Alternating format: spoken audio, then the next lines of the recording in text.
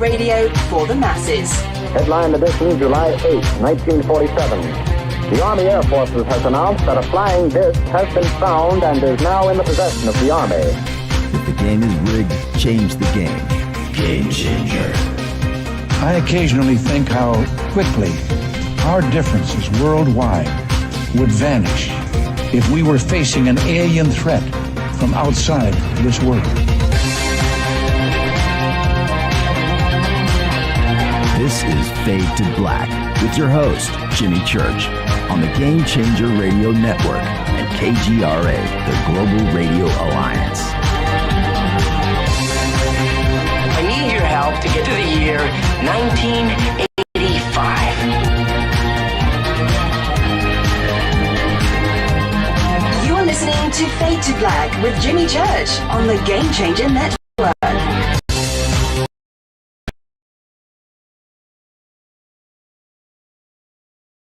Fade to Black. Bespoke radio for the masses. I've got some distortion. You guys hear that? That's weird. Or is it just me? Is it my headphones? Panic, panic, panic at the disco. Today's Thursday, July 29th, 2021. New year, only 154 days left. We are live from a bunker somewhere in the middle of nowhere. A total undisclosed location, but it is beautiful. All right. I would like to welcome everybody listening all around the world, all across the United States. Hither and thither, to and fro, back and forth, up and down, east and west, north and south, far and near.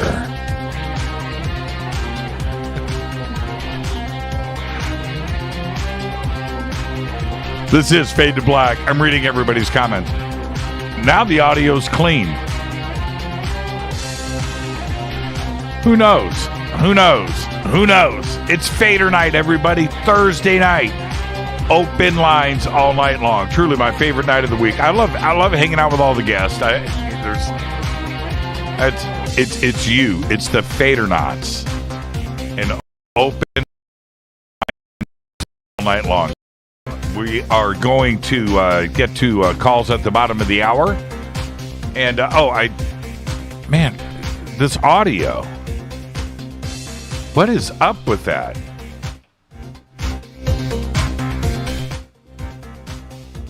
That's crazy sounding to me. That's weird.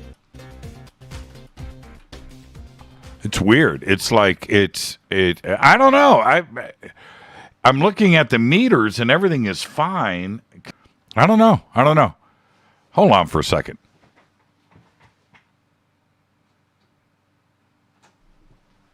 Check. Same thing. Wow. I don't know. I think it's the compressors. Something is funky with my compressors. That's what I'm guessing. All right. I'm going to ignore it.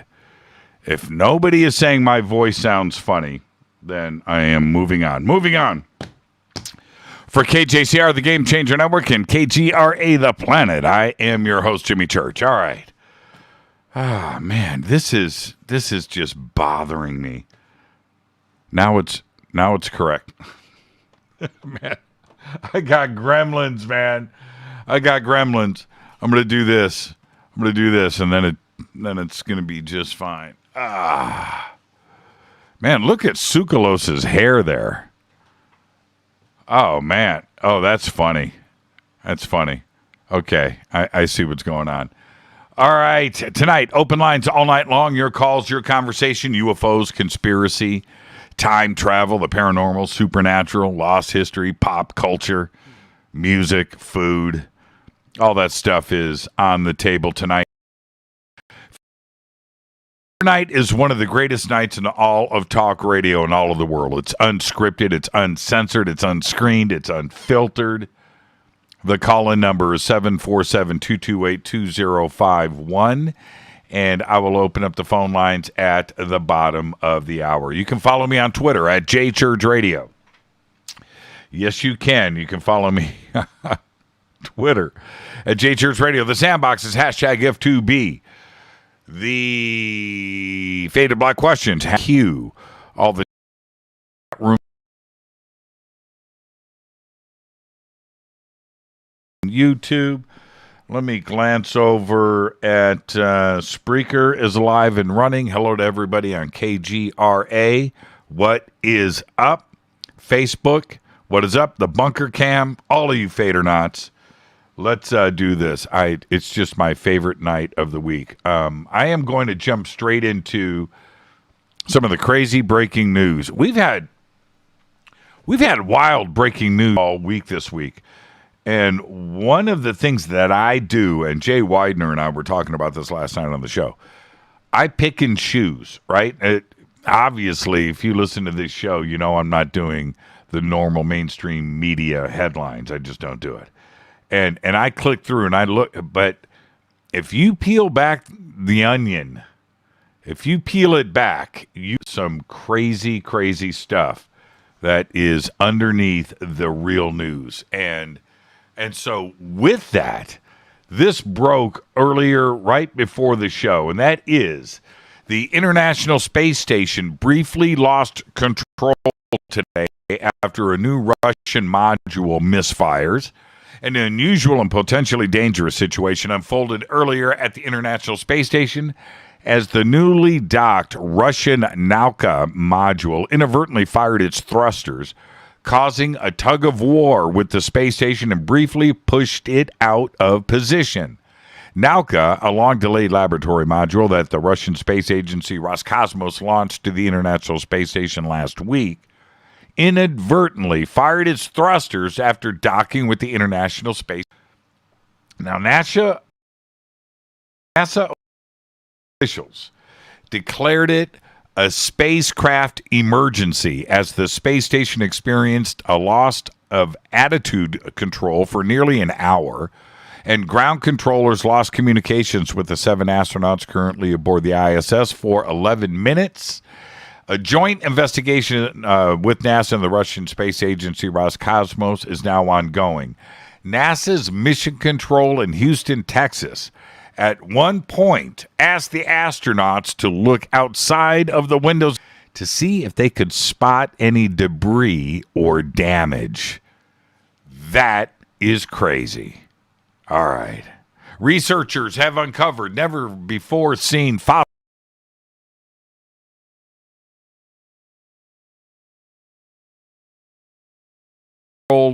horseshoe crab. That's right. Revealing some surprises about the evolution of these wannabe crustaceans. According to a new study, the fossilized brain, which belongs to the extinct species Eurypus danae, was uncovered at Mazon Creek in Illinois, where the conditions were just right to perfectly preserve the animal's soft gray blob. There are 4 species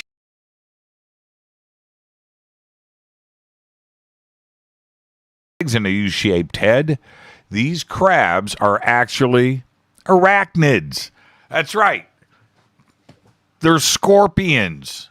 They are spiders. Although horseshoe crab fossils are relatively common, nothing was previously known about their ancient brains. Yeah, go look at the pictures. Now, in the thin sky of Jupiter's moon, Ganymede, the largest satellite in our solar system, for the first time, detected evidence of water vapor. Previous research suggested that Ganymede, which is larger than Mercury and Pluto, it's only slightly smaller than Mars, may contain more water than all of the Earth's oceans combined. However, it is so cold that the water on its surface is frozen solid. Researchers focused on how the surface temperature of Ganymede varies, with highs of about minus 190 degrees Fahrenheit at noon at the equator and lows of about minus 315 degrees Fahrenheit at night. At the hottest spots on Ganymede, ice became sufficiently warm enough to convert directly into vapor, skipping the liquid stage. And that is how it's got this little thin atmosphere. It's pretty cool. Now, here we go. I got to do some Einstein. Astronomers have detected light coming from behind a black hole for the first time, proving Albert Einstein was right yet again. Researchers were studying the X-rays flaring from a supermassive black hole in the center of spiral galaxy Zwicky 1, 800 million light years away, when they discovered the unexpected phenomenon. Alongside the expected X-ray flashes from the front of the black hole, the scientists also detected a number of luminous exos from an origin they couldn't place. They couldn't figure it out. Einstein's theory of general relativity describes how massive objects can warp the fabric of the universe, called space-time. Even though light travels in a straight line, light traveling through a highly curved region of space-time, like the space around a black hole, will also travel in a curve. In this instance, it's from back to front of a black hole. Let's get the show cracking. Happy birthday to today. Geddy Lee is 68 years old. Yeah, man. And, you know, it makes you think, you know, what's the best Geddy Lee song? Before I say Working Man, I'm going to go with all of Moving Pictures. REO Speedwagon OG keyboardist Neil Doughty today is 75. Guitar great John Sykes is 62. Whitesnake, Blue Murder. And happy birthday to Fadernight Brian with a Y. And OG Fadernight Karen. Kara today says she's just 29 years old, and that new heart, it's like a year old. She's a kid. Our dead guy's birthday today is Jim Marshall, 1923 to 2012, died at the age of 88. Jim was the Marshall in Marshall amps, the Wall of Sound, the Marshall stack. This one goes to 11. Yep. He was cited along with Leo Fender, Les Paul, and Seth Lover as one of the four forefathers of rock music equipment. There's no question about it. The list of musicians using Marshall amps, well, would include just about everybody on the planet. And yeah, there's Fender amps, there's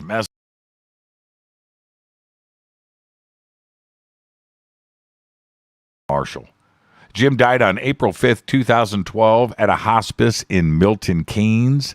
He was 88 years old. Happy birthday, Jim Marshall. On this day in history, OTD, 1958, the U.S. Congress passes legislation establishing the National Aeronautics and Space Administration, otherwise known as NASA. That's right. Never a straight answer. A civilian agency for fact. Back in 1913, 15 young men from Japan set sail on a fishing boat across the Pacific Ocean, hoping to settle in America. Well, they made it. After a 2-month journey, they landed in Northern California. Yeah, they made ground. But 3 days later, they were caught by immigration officers. That is your Fader Fact. Tonight, it's open lines all night long. That's right. Your calls, your conversation. UFOs, conspiracy, time travel, the paranormal, supernatural, lost history, and pop culture. Food, music, guitars, and Ronnie McMullen from Life THT. Ronnie, what are you doing, brother? How you doing? I'm doing great, brother. How are you doing? I'm doing fantastic. You sound like you're in your giant living room. Nope. I'm in my small office. Your small office. Ronnie, you don't do anything small, my man. How you doing, man? How's life? Life's good. Life's good. How about yourself? Well, I'm doing my favorite thing in the world. I'm going to and I'm going to hang out on the website. It's one of my favorite things to do. I do this all the time. I don't go to, I don't go to those UFO websites. Nope, don't do it. I go to getthet.com. Good choice. Yes, Good choice. Yes, it is. It's a great choice. Especially with all this craziness going on. And I think getthetea.com will keep people alive a little bit longer. Maybe that way we can see the last firework. You know what 7 days in a row, and you're not going to believe it, but I'm going to say it out loud. And I continued today. I had fruit. I had seafood salad.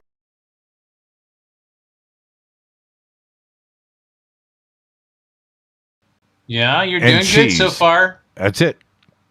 Don't finish it off with a Twinkie. Man, Don't do it. No. Well, I sort of did today. All right, I broke the rules a little bit. I did have some dark chocolate covered espresso beans. Yeah. Well, the espresso beans are a little on the stretch, but the dark chocolate's actually not that bad for you. No, that's excellent for you. Are you kidding me? That's why we have big brains. Chocolate. Yeah, my dog wants to be on the show.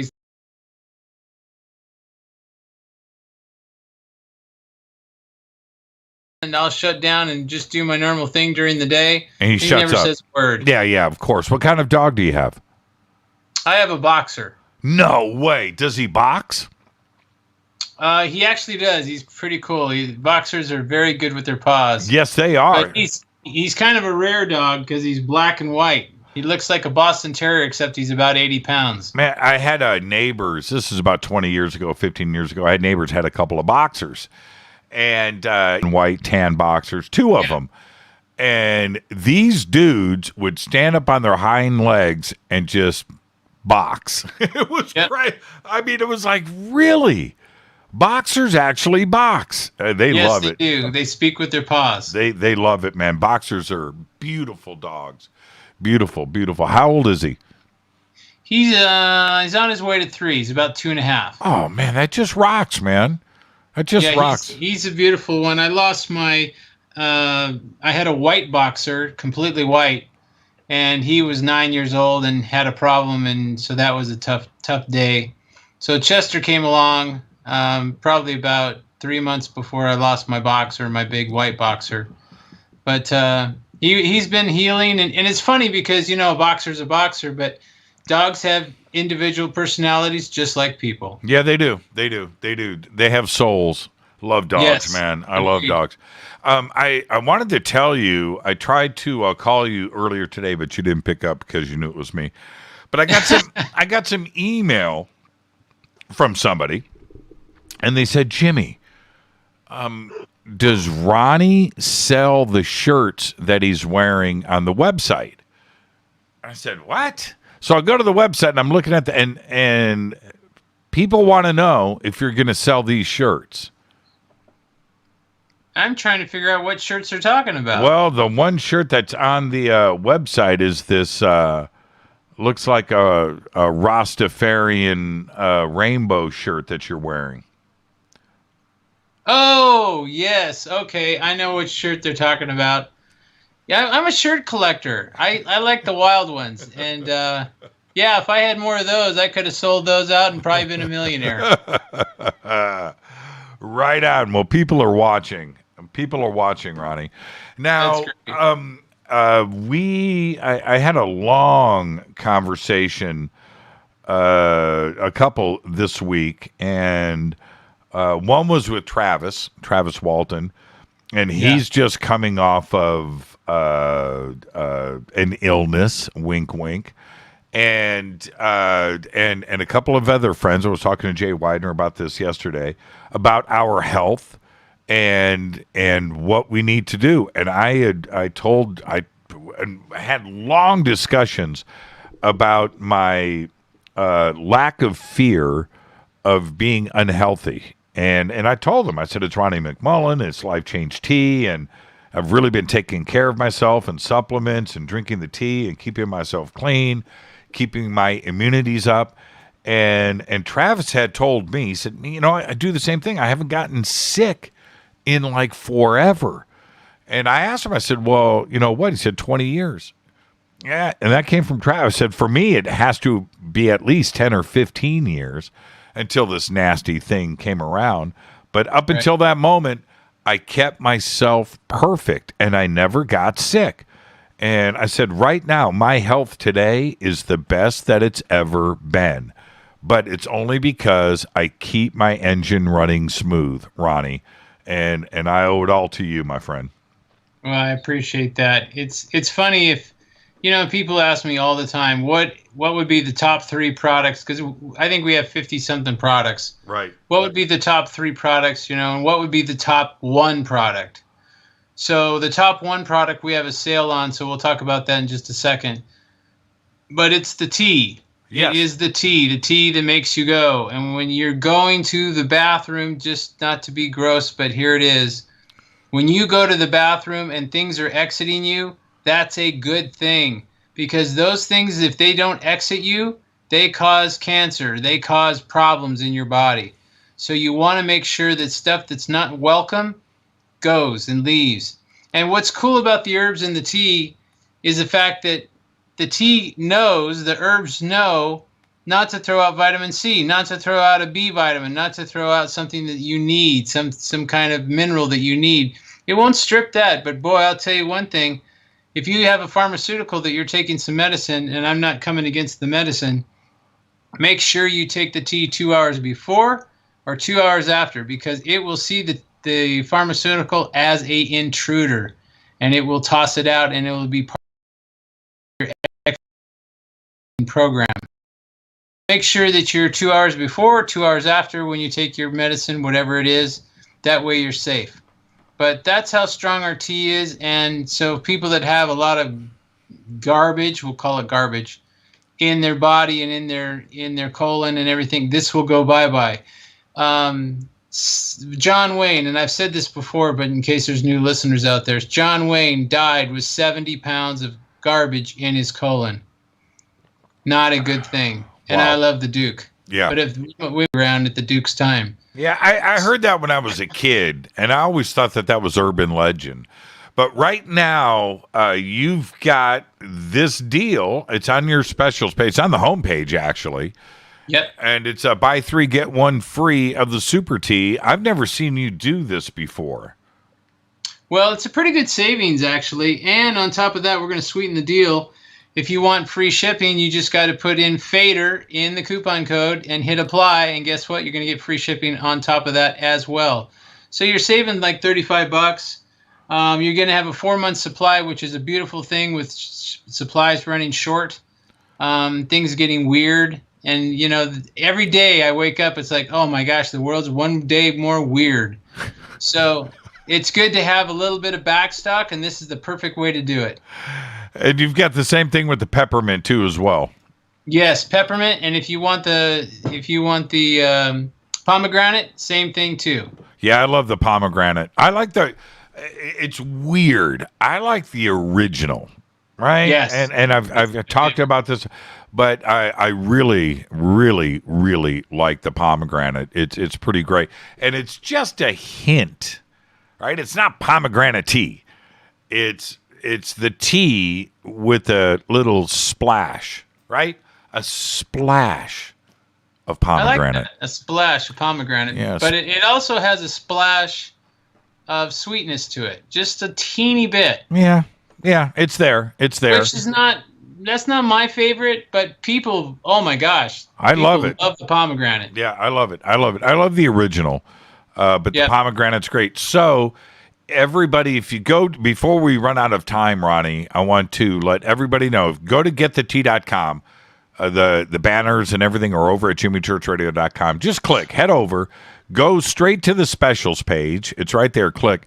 And all of the teas are there. The peppermint, the regular super tea, the pomegranate, all on special. Use the promo code FADER, F-A-D-E-R, because you're a Fadernight. So you're going to get the special, but you're also going to get free shipping. And you've got another great deal here, though. One of my favorites, the bee pollen. And you've got the bee pollen in the super tea right there on this.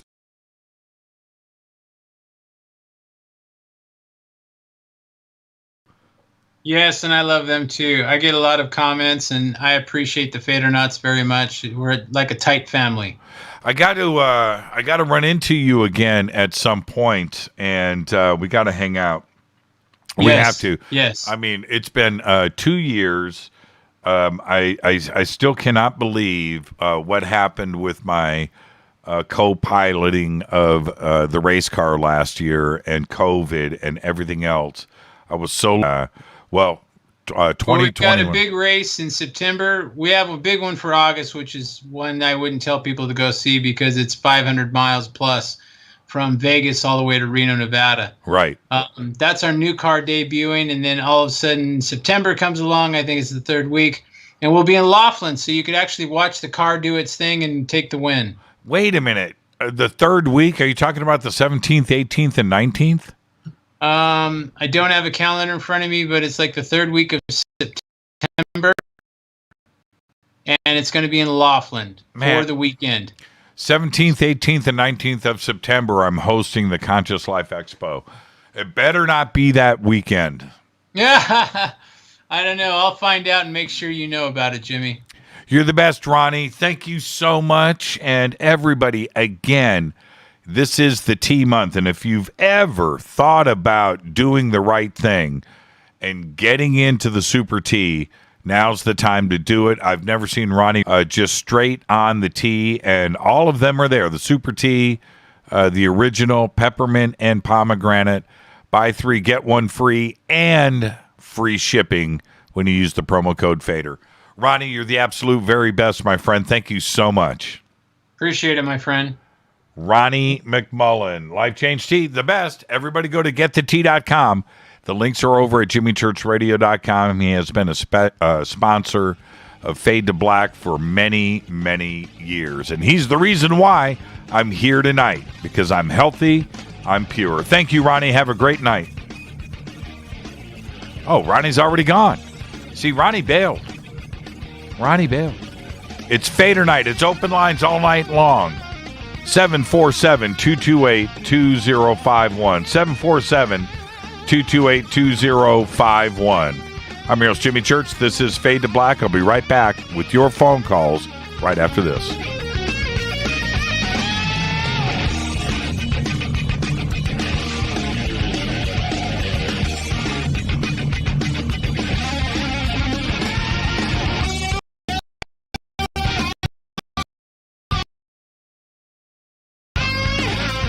This is Nicole Church, daughter of you-know-who, and you're listening to Fade to Black on jimmychurchradio.com and the Game Changer Network. You're listening to Jimmy Church, Fade to Black. Fade to Black will now pause for alien identification. The station that talks the net. KGRA Radio. Introducing the coffee that delivers a customized blend made specifically for the Fadernauts. If the game is rigged, change the game. It's a bolder cup with some bite. Game Changer is the coffee of choice for those that prefer an organic dark roast that is slightly lighter and milder, but it's still dark. With wild notes of pecans and chocolate with a rich, balanced, full-bodied cup that is roasted to perfection for a great coffee to start your day, as an after-dinner coffee or anywhere in between. Artisan, small batch roasted to perfection. USDA certified organic, all River Moon coffee is freshly roasted and packaged in the USA. Just go to rivermooncoffee.com or click on the banners over on our site and use the promo code F2BBLEND for 15% off of your order today. rivermooncoffee.com. This is the only way forward. This is Make Contact, KGRARadio.com. This is Jimmy Church of Fade to Black, and you can get our podcast for just $2 per month. All you have to do is click on the podcast banner over at jimmychurchradio.com. Hi, folks. It's troubling times, and fear is pushing emotions, which in turn pushes health the wrong direction. Do you ever get an ache because life is uneasy? Try Life Change Tea at getthetea.com. Life Change Tea works on your digestive tract, helping to move food through quicker and comfortably so your health is spot on.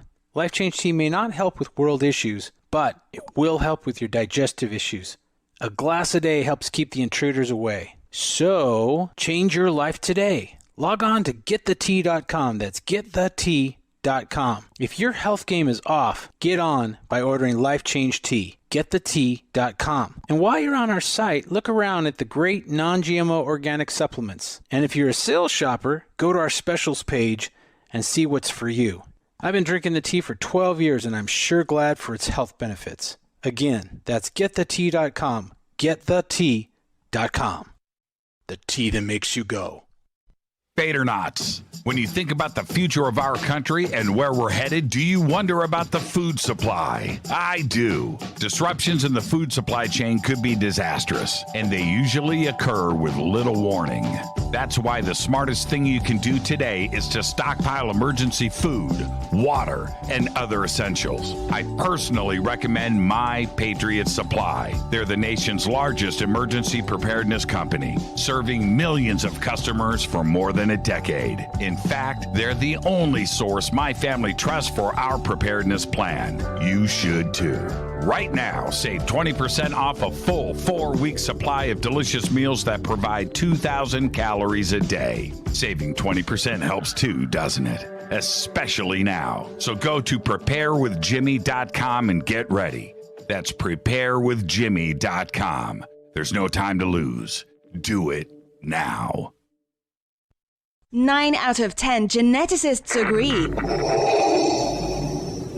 Fade to Black is not your father's radio show on the Game Changer Radio Network and KGRA, The Planet.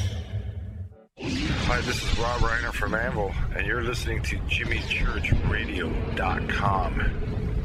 What's up? I'm Chris. What up? This is Kyle Massey, and you're listening to Jimmy Church Radio.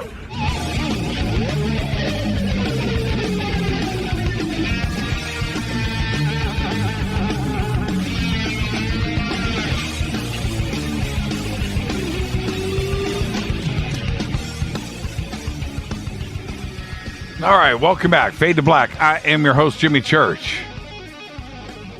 It's Thursday night. It is Fadernight. Open lines all night long. And I tried today to go and fix this, you know, the sound of calls coming in and hanging up. Can't get rid of it. I don't know what to do. So just going to write it out tonight. If you hear it, then you know what's going on. It's just calls coming in. And I just... You know, it's weird. Everything was fine for years.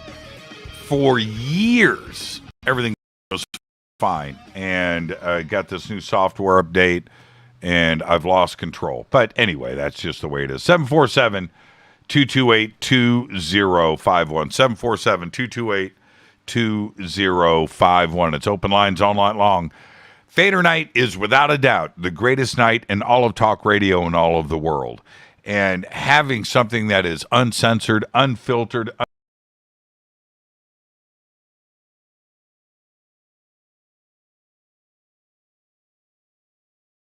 is on the table. I do want to, you know, whatever it may be. It may be time travel. Maybe you saw something. Maybe it's a UFO. Maybe you were abducted.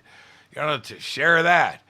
You know, something strange in your home. Ghosts, the paranormal, the supernatural. Anything is on the table. Of course, going back before I get to this first call, I remember this is probably, and for those of you that have been with the show from the beginning, if we rock this back to one of the first Fader nights we ever did. It was probably 8 years ago.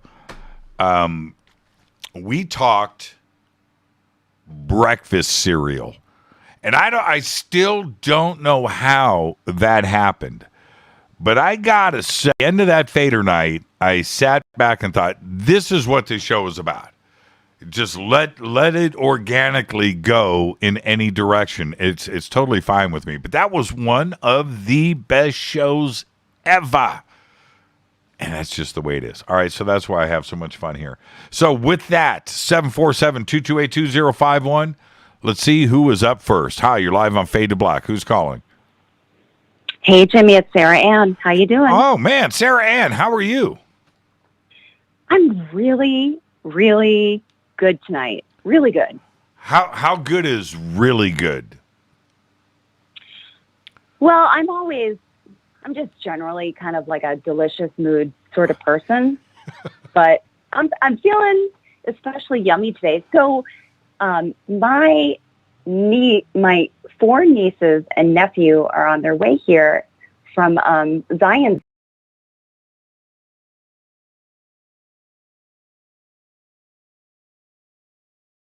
Ville is the hood. Yeah, I don't know Indiana very well, but they moved there after living in Wisconsin for most of their lives, and they're on the way here. I'm really excited. I'm like you, adopted, and both my brother and I are adopted, and then my brother ended up adopting these 5 little kiddos, biracial, and they're just awesome, and I'm really excited to see them. 5 of them. Man, yeah. He deserves a medal. That is just amazing. I know.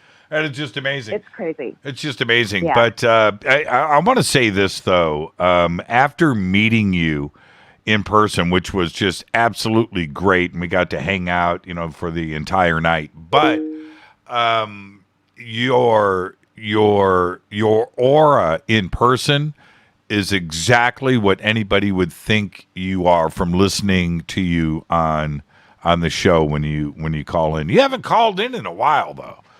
I'm beginning to wonder about that. But you are just great. Okay, so what's on your mind? So actually, and this comes back to me being adopted. So I was listening to you and William Henry speaking about Egypt, and when you started talking about red granite, which I don't know much about, so forgive me. So I'm just going to throw it out there, and you can rap on it. But I was like, oh, it triggered something in me because I've been thinking a lot about red granite. Because have you ever been to Red Granite, Wisconsin? No, have not. So I went there for the first time. I think I was like 16, and we went to Red Granite. It's only about an hour away from my house. I'll put a link up in Twitter. But I was just like, this place is crazy. And something happened to me when I was there. And of course, I was really naive to all things like mystical. But something like stirred in me when I went there. And close to Red Granite, you can dive off the cliffs and stuff like that. It's a beautiful area. There was this lake called Silver Lake. And I remember we went there for the day and like partied, but I was in the water and I was like, there's something really healing about this water, the whole area. Mm-hmm. And I forgot about it for a long time, but my birth mother lives in a place called Friendship, Wisconsin. And I had driven to see her a couple of months ago. And I had to go through like Red Granite and Silver Lake to get there. And I was like, there's something about this area. And I was talking to some other Fadernauts about like mystical Wisconsin. And I was like, I wonder like if there are petroglyphs and stuff in Wisconsin. And sure enough, like it's a major petroglyph area in this town where my birth mother has been living for like the last, I don't know, couple of decades. And it's really close to like this Red Granite area. And I'm just, it makes me want to like do a retreat and stay in that area and just kind of see what's up.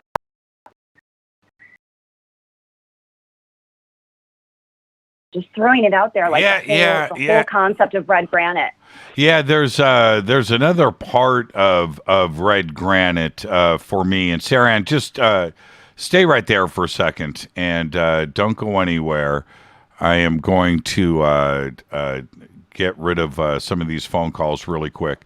So just stay right there. I know you're listening to me in the background.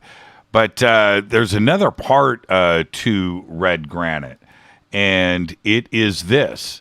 The granite, I'm nearly positive that it's filtered. I think it's filtered.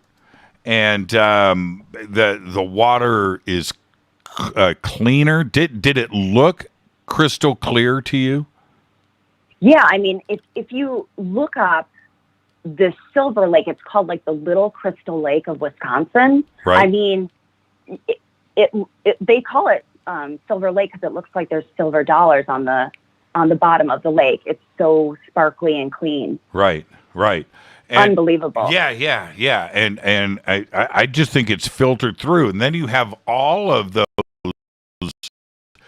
those minerals, the energy from the red granite. And if you go and you look at the breakdown of granite and you see everything that is in it, and that water is filtering through, I bet you it's just crispy. It's just got to be the best. So there's something to it. I would take some friends up there and go swimming anytime. So, yeah. To another Fadernight friend, she called me and she was like, "Have you ever been to Wisconsin?"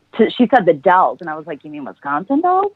And I had never thought of like, because when I think of Wisconsin Dells, I think of like going there and like all the rides, the amusement roller park. coasters. Yeah. Yeah, but she's like, this place is otherworldly. And that's what got me thinking about this whole area of Wisconsin that I'd kind of forgotten about. And it really is sort of otherworldly. Oh, it is. If you go up into Wisconsin, there are the mounds, the blue mounds, which is crazy to see, with the and it's just these hills, one after another. That's a crazy area. The Wisconsin Dells, if you get outside of the amusement park and jump around in there, it is not like planet Earth. It is another place altogether. And my family, that's where we vacation. We will go up and get a cabin by the lake or camp in a tent. And venture up there, and we did it constantly. We lived on the border right there, and went up there all the time. I love Wisconsin. It was totally different, especially from Chicago and Waukegan and North Chicago and that area. And then you just go 30, 40 miles north, and you cross the state line, and you're in Wisconsin. It's a totally different vibe, totally different world. I totally agree. Yeah.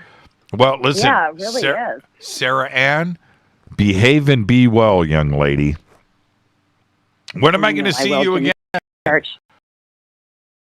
When am I going to be in Laughlin twice? I am going to be there in November, and then I'm going to turn around and go right back, and I think it's in March I'm going back. So I'll be there for Star Works with Paula Harris, and then a couple of months later, I'll be back for UFO MegaCon. So, and you're right there in the neighborhood, so I guess I'm going to see you twice. Could be. Fingers crossed. Oh, let's stop! I don't dig that head. All right, my dear. Have a great night. You too. Thank you so much, Sarah Ann. All right. Bye. Bye for now. And I am so with that thought of what granite could be, and how it filters water. Yeah. Let's go back to the phones. Hi, you're live on Fade to Black. Who's calling? Hi, Jimmy. It's Christina. How are you? Hi, Christina. Christina Gomez. What's going on? Hey, I'm not going to take out too much of your time on Fadernight, but Jimmy. Yes. I'm really blown away by the crazy things happening around the world the last 2 weeks, like unbelievable floods. Just listen to these places I'm about to list to you. Okay. So you have London, Germany, Denmark, Turkey, India, Italy, Mongolia, China, Indonesia, Costa Rica. Okay, and rainfall that normally would fall within a year is just falling down in a couple of days. Yes. And then you have Kazakhstan, which has got the most dramatic drought in the history of the world. Right? It's weird. And then here in the United States, the rains are coming, and they're everywhere and coming, and these monsoons everywhere but California. For now. Yeah. For now. But the videos of these floods on YouTube are unbelievable.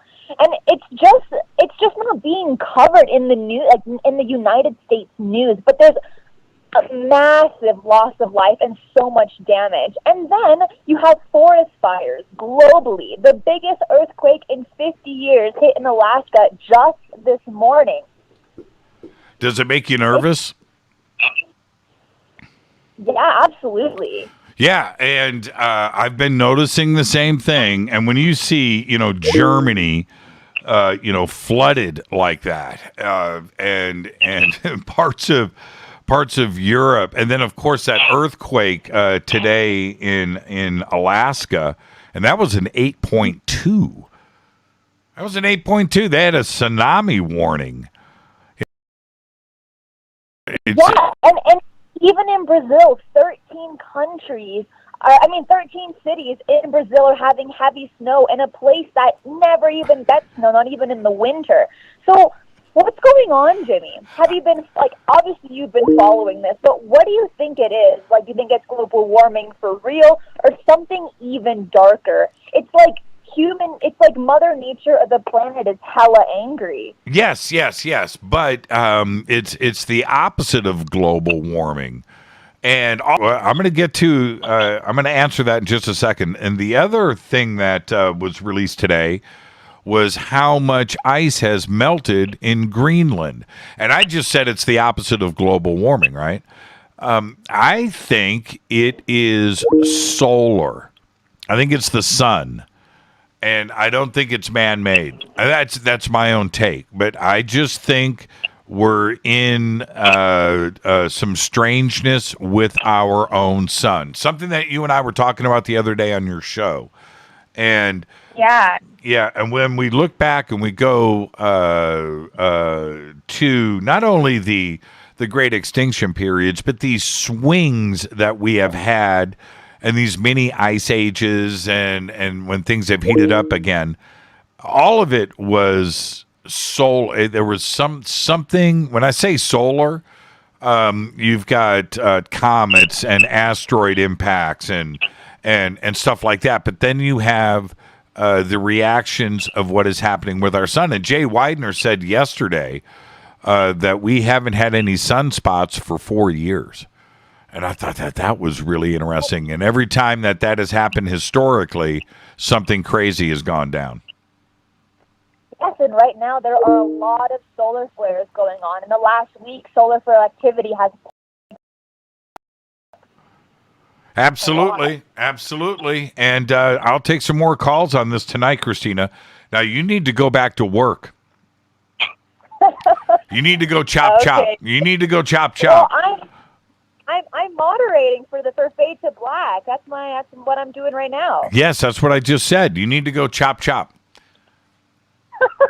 I'll talk to you, Christina. Behave and be well. Thank you so much. Right back at you. Christina Gomez, everybody. And Christina is over in the chat room. So if you would like to say hello to Christina, you can just jump right over there and say what's up. But Christina's great, and hanging out with her on her show is so much fun, and she's going places. Big respect for Christina Gomez. All right, let's get back to the phones. And again, it's weird. My headphones. I think I'm having a solar flare right now, and I just don't know what it is. It's bizarre to me. Let's go back to the phones. Hi, you're live on Fade to Black. Who's calling? Hey, Jimmy Church. This is Dave at Large. Hey, Dave. How are you, my friend? Very good. How about yourself? Dude, come on, man. It's Thursday night. All right. It's Thursday night, man. My world is perfect. All right. I wanted to ask if you saw this article in the New Yorker magazine on Sun Ra. No, I did not. What was it about? It was just a little bit bio of his life, and some more salient quotes of how he got started and his ET encounter going back. He, according to him, goes back to the 30s. Yes, that's right. Where he had his experience and how he viewed music very differently, and when the time was right, that's when it kind of pushed him onto this new identity. But it breaks down his music and the thing and his life and his accomplishments very, very nicely in there. So, but to see that, this is coming along on the heels of all the other information that's been coming out in the mainstream media, it's kind of nice that, they're giving the combination of the two props. And, hey, if you want to activate your DNA, here's a clue. Listen to Sun Ra. Love Sun Ra, man. That will activate your DNA. Yeah. Now, why Sun Ra, though? I mean, I get that. No, I love Sun Ra, but is it him specifically, or is it the music? Yeah. Goes into it a little bit in the article. I can post it up on Twitter there, but just basically, he, because of his sensitivity and his ability to remain composed when, you're being taken to other planets and traveling around and having these experiences and dealing with terrestrial life and the conflicts and the contradictions between the two. But he, how do I say this? He great keyboardist, right? Great jazz mind, right? I get all of that. But do you think that he was maybe channeling this? Do you think it came from somewhere else? And I think that all of the when you go and you elevate yourself to another level of musicianship, that right there, right? Exactly. That stuff comes from somewhere else, man. It does. Right. Steve Vai is a friggin' alien, right? Frank Zappa, David Bowie. David Bowie just drove by this planet. He was just visiting. And that goes with any of the greats. Miles Davis wasn't born with that. That stuff, that was a gift from God. That came from somewhere else. And Sun Ra, I put in that classification. Al Di Meola, right? Chick Corea. I could just go on and on and on. But I love Sun Ra, man. I love Sun Ra. Yeah. But I did want to give you a drop on if you want to have an instant spiritual experience. Very simple. Go down to your drugstore and get homeopathic eye drops. What? For some reason, just homeopathic eye drops. Like there's certain name brands. You can get them in any drugstore in the States. Somehow it just like zips down your optic nerve and hits you in the pineal gland. And 2 seconds later, you're like, am I still on the same planet?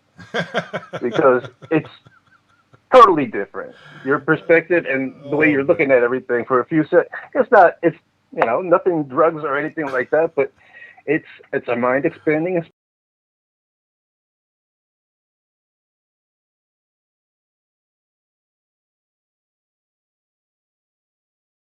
Absolutely. All right, Pendleton. Hey, there could be a market for that. You know what? If somebody saw you in person, like if you made a video and put that on YouTube with your face, with your clothes, you, and you sang that into the camera, man, that would be the greatest thing ever.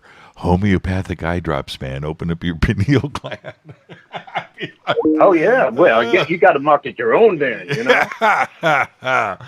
David, you're the best, man. I got to head to a commercial. I'll pick up some homeopathic eye drops and start blinking my third eye. All right? Sounds good. I'll throw that link up. You're the best, David. Thank you so much, my friend. All right. Right on, David Pendleton. I'm going to tell you guys right now, Sun Ra, that's a game changer right there. As far as, look, jazz needs to be, especially the real stuff. It is just, it's very similar to what I do on the air. Your brain is let free and it is expressed out somewhere, whether it's, keyboards, a horn, guitar, bass, drums, percussion, vibraphones, right? You have that instant thing. And Sun Ra had that. I mean, straight up experimental freedom of thought jazz. It's the best way I can explain it. And of course, he's named after the Egyptian god. But look at his clothes and the way that he handled himself and his face and his expression, his eyes. He was just amazing. I love Sun Ra.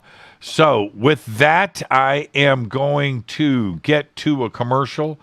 And if you're on hold, stay right there. This is Fade to Black. I am your host, Jimmy Church. It's Thursday night. It is Fadernight. It is open lines all night long. 747-228-2051. 747-228-2051. I'm your host, Jimmy Church on the Game Changer Network and KGRA, The Planet. I'll be right back. Stay with us.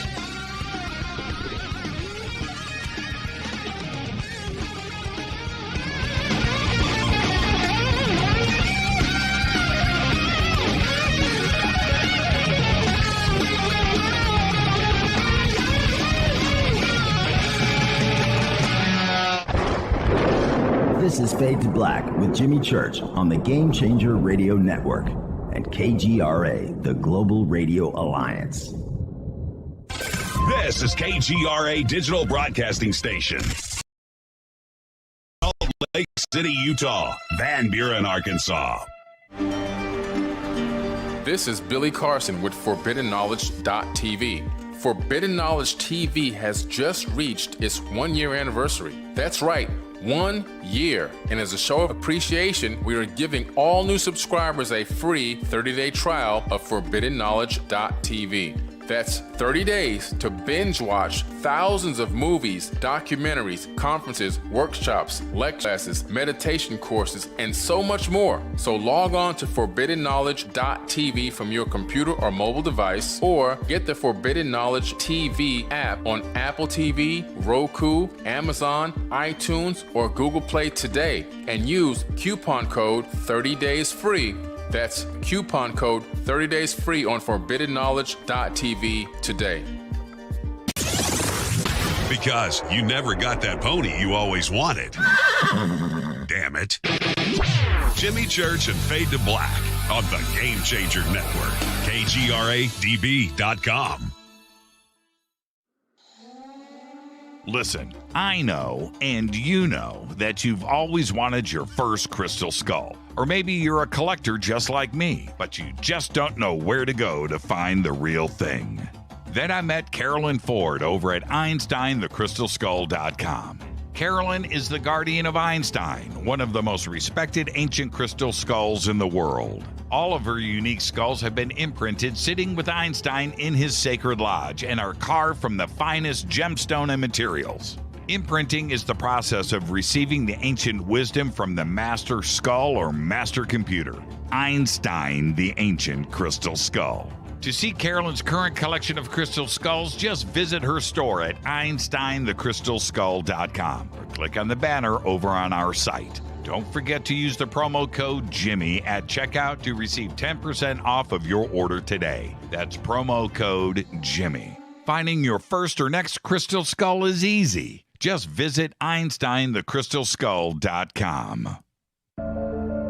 When you take the beans from Central America with dashes of Indonesian and African mixed in and then roast it to the dark side of Fade to Black, you create the ultimate brew of fringe. Introducing the Fade to Black blend from Rivermoon Coffee.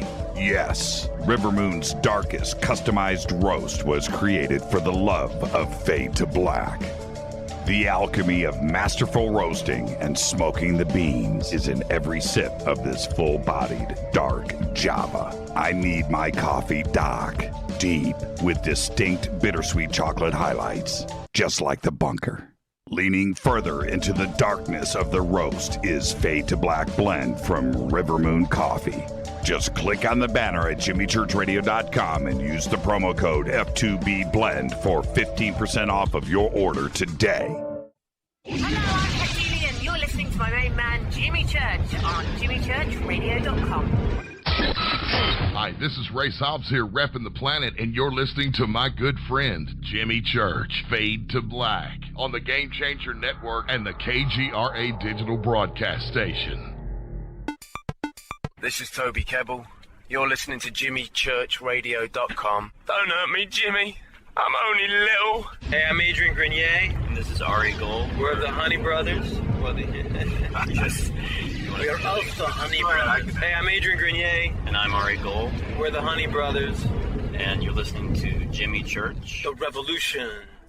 This is Jimmy Church of Fade to Black, and you can become an official Fadernight by just going to our membership section at jimmychurchradio.com. Hello, this is Serena Wright Taylor from Conscious Life Expo, and you're listening to Fade to Black with Jimmy Church, who holds the Lucky Pony record for the best astrological chart since 1963. True story. This is Micah Hanks of the Gralien Report, and you're listening to Jimmy Church on Fade to Black, across the globe on the Game Changer Radio Network and the one and only KGRA Radio, The Planet.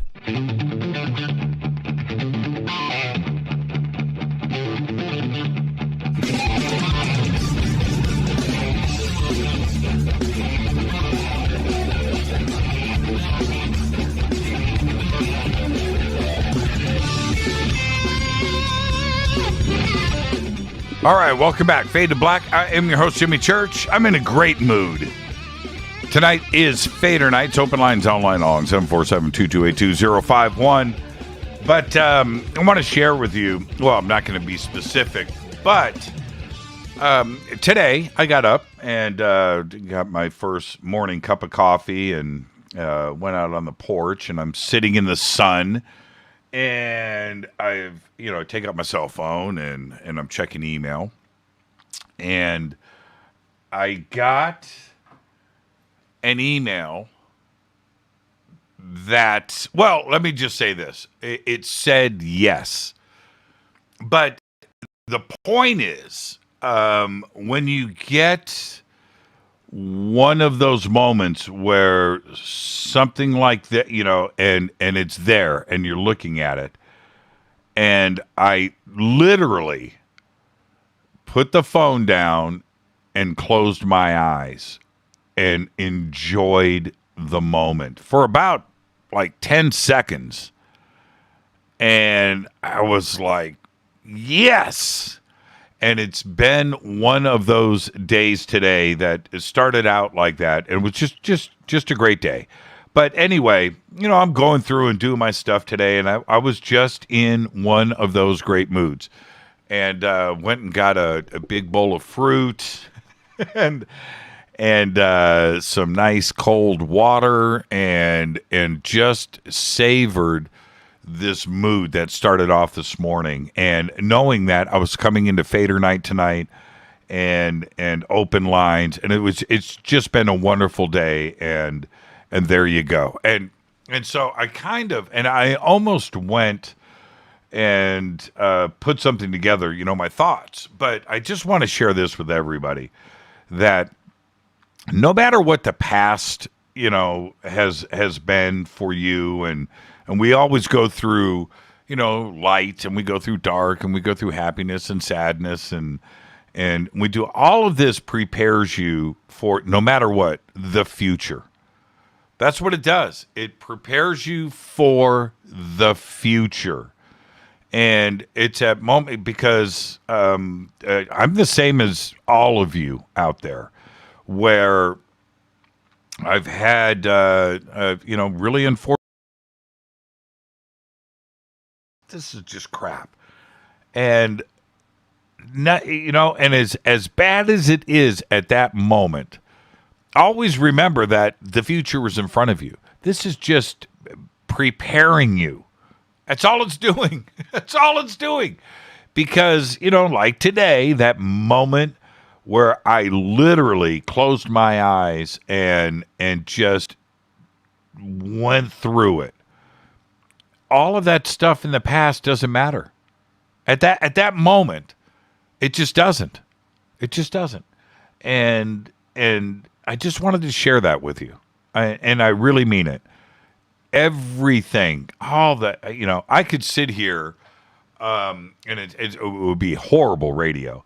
But if I just sat here and went, oh man, this bad thing happened and this one thing happened in the past, and tell us, it's just horrible radio, and nobody cares because everybody else is going through their own stuff too. So all I'm saying is it prepares you for the future, and although it doesn't happen every day, it doesn't happen that often, but there are those moments where you're like, whew, this is great. And then when you're going through that moment, all that other stuff doesn't matter. It doesn't matter. So I wanted to share that with you. I'm your host, Jimmy Church. Let's go back to the phones. Hi, you're live on Fade to Black. Who's calling? What's up, dude? This is Pat. Hey, Pat. How are you, man? Pretty good, dude. Man, I think you're kind of setting me up or something. Yeah, you know what? I think you're setting me up. Man, I wouldn't set you up, dude. Not till after I get my kebabs, man. I'm just saying. I'll be honest. Oh, man. Hey, how dude, are you? I just wanted to tell you, man. Check this out, dude. Small town, all right? Right. So we get a crystal shop. And I'm not saying I'm there all the time or nothing, but they do know me by name. Right. But, dude, I picked up this. Well, my kid actually picked it out for me. I've been in that crystal shop a lot. She walked in there the other day, and she went and grabbed it, and I'd never seen it in there, dude. Been in there 100 times, walked around, never seen it. Walked in there, she got this little penguin. I like penguins. And it looks like hematite. Well, she brought it up there, and she goes, I'm going to get this for you, Dad. I'm like, oh, that's cool, man. And I kept looking at it. I'm like, man, it looks like hematite, but something's odd. And that dude looks at me, and he goes, yeah, man, that's a Japanese crystal that this Japanese scientists have made. And I'm like, what? And it's called terahertz. I haven't messed with it yet, man, because I just put it on the shelf because, I don't know, it's just a little different. But it looks like hematite, man.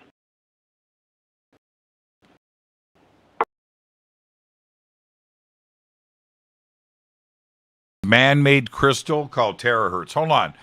Japanese man. Yeah, the first thing I did was I texted Jason, and I was like, Jason, have you ever heard of this? He goes, oh, yeah, all the Japanese people are going crazy over it. Supposedly it helps protect against radiation, like that shungite. I can't say that word, but you know what I'm saying. The stuff he sells, shungite. Yes. But it's supposed to be something like, it's kind of like that, but it's supposed to help with the radiations and stuff. So I don't know, man. I'm going to check it out and see how it works. I just haven't had time with it yet. Yeah, I'm looking at these different, this is, what color is yours? Dude, it's hematite. It looks like hematite. But what color? It's, dude, it looks, do you know what hematite is? I do, but I'm asking you because I'm looking at 15, 20, 30 different pictures of terahertz crystals made in Japan. So okay, well, the only ones I've ever seen was the ones that look like this, and it, like I said, it looks like hematite. Okay, I'm asking you what color. If you're gonna, you don't. It looks like metal. Hematite's not really. It just looks like metal, gray metal. Yeah, I've got hematite here, and I've got different shades of hematite too, as well. But this, I'm getting older. My eyes probably don't pick up real good, but it's kind of more of maybe a bluish tint. Yes, see, kind of like gun barrel looking. Yes. I have some of that here, and I've got this right here. There's some hematite. I'm holding it up to the camera, and hematite's great.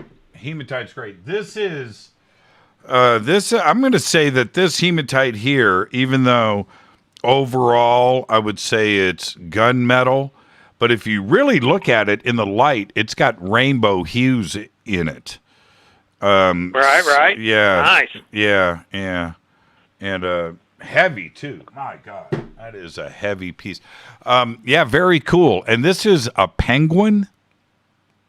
Yeah, dude, I like penguins. I'll take a picture of it and I'll send it on the Twitter for you to look at. I sent a picture on there, I don't know, a little while back with the crystal skulls. He got a bunch of them in there, amethyst and quite a few other ones, man. they're pretty cheap too. So probably tomorrow I'll end up with one of those.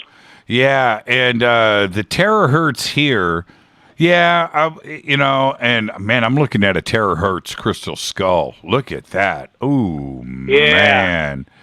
But again, it's got that rainbow thing. It's it's a little. It's kind of expensive, but it's worth it. I mean, just the looks alone, I love it. Yeah, little chromy. Is yours polished? Well, I've been touching it, so it's kind of got stuff on there. But yeah, it's shiny, man. It's got a gloss cover to it, color, whatever, shade, whatever. Very, very, very cool. It's beautiful stuff. And I have seen terahertz bracelets. And I remember looking at them and I was thinking, man, this is really cool, but it was so heavy.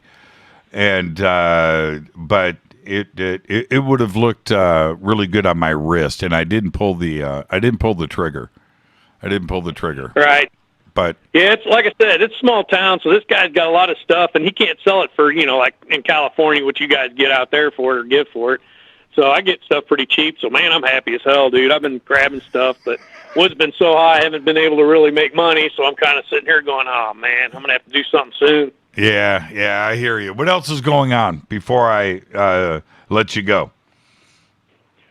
Oh, nothing, dude. Just, crystal shop, man. I just wanted to tell you, hey, man, we got a crystal shop. Everything's going good on me. Yeah. You doing good? Yeah. Life is good. The crystal shop friend is somebody you keep close to you. That's what you do, Correct. Man. That's what you do. And there's going to be, do they have any skulls? Oh, yeah, dude. I told you I'm going to put a picture in there. I told him he had one skull, and I just really didn't like it much. And I was like, well, he had a couple. They were alien faces, though, and I'm not into the alien face. I'm into the crystal skulls, period, the human skulls. Right. He had one in there, and I was like, man, I'd buy this, but it's just too cloudy. It just didn't have that feel to it. So he turned around, went to a show last week, and, man, he got a bunch of cool ones this time. But he picked up another clear one, but it's just, clear quartz just ain't clear enough for me, man. I'll take a picture of the one crystal I got, and I don't show it to a lot of people, but it's clear, and if you hold it in the sunlight, dude, it'll wig you out, man. Yeah. It's just got so much stuff in it. It's so clear. I'm so spoiled with Carolyn Ford, and, her stuff is just so amazing, all of it. And she's very, very picky. And when I go out and I see other crystal skulls, I see them all the time. And I see people and what they've got. And it just doesn't work for me. Carolyn, I'm spoiled, man. Right. I get you. I'm spoiled. Crystal skulls, you need to connect. And yep. If I don't connect, it's not that they can be beautiful, but if I don't connect, I don't trip. And but when I connect with something, I get it, and I do that with Carolyn all the time. and to be honest with you, I could go through and connect with 100 of her pieces in an hour, right? I mean, it's just so good. It's so good. Everybody can go and visit EinsteinTheCrystalSkull.com. Well, Pat, man, thank you so much, my friend. And one day we will barbecue some kebabs together. I don't know when it's going to happen. All right, brother. Well, now that we got 2020 out of the way, we have options now. Okay? Last year was an excuse, but we don't have that. All right, so we will do it soon, my friend. All right, brother. Have a good weekend, man. You too, Pat. Thank you so much. And this Japanese terahertz, I have been checking it out now for a while, and it is pretty amazing. And you can just look it up. You can look at Japanese terahertz, and it's beautiful stuff. It really is. Let's go back to the phones. Hi, you're live on Fade to Black. Who's calling? Hi, this is Kate. Hi, Kate. How are you? I'm good. How are you doing? I'm doing great. Where are you calling from? I'm calling from Helena, Montana. Helena, Montana. What is going on up there?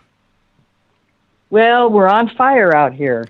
I saw Everybody's getting rain, and Yeah, so if you hear a really loud plane go over while we're on the phone, it's a fire plane. Yeah. I've been seeing some of the pictures, and it's crazy. But you be safe, and no matter what, be safe.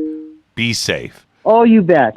You bet. So what's on your mind? So, well, I just thought I'd call in. I haven't connected with you in a long time. I was down in Taos, New Mexico for a couple of years, and that was really fun, interesting experience, and connected down there with a lot of people that had seen UFOs and stuff in the area. It's pretty common. Yep.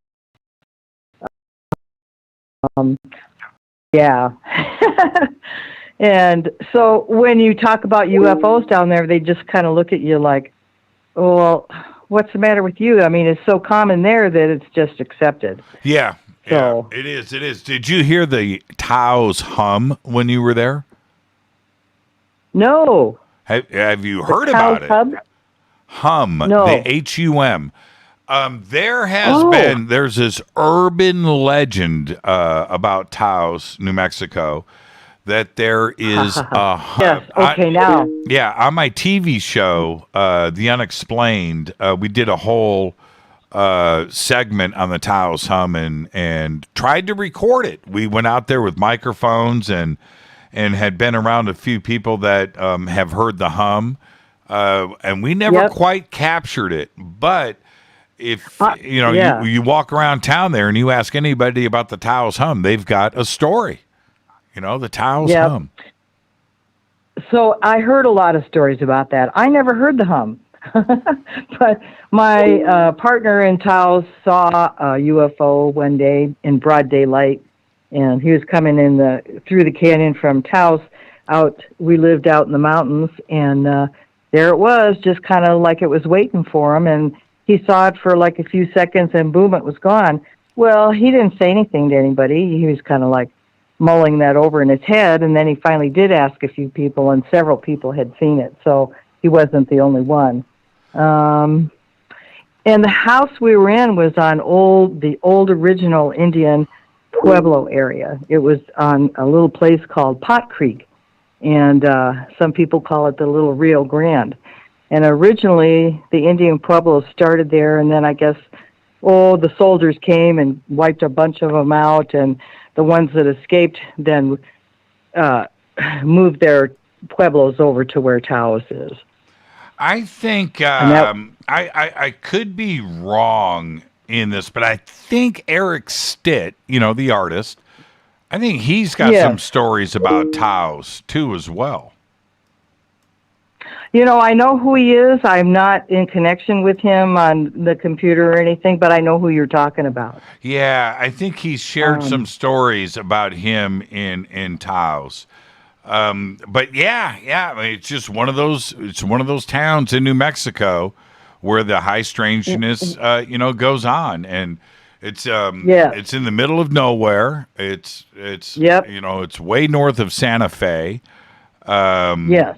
Pretty close to Durango, and it's just remote. Anything could go on there, but that Taos hum was always an interesting story for me.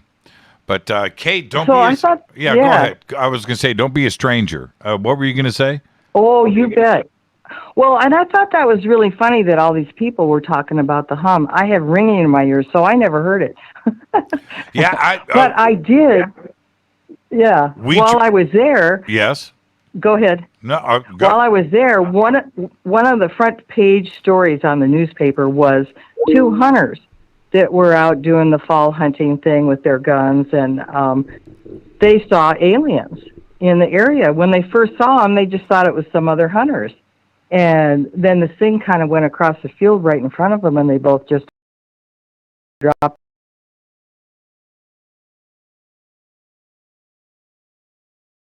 About the 2 or 3 aliens that they saw out there walking around where they were walking. Oh man, that's so cool. I mean, that's so cool. That's Taos. Yeah. That's Taos.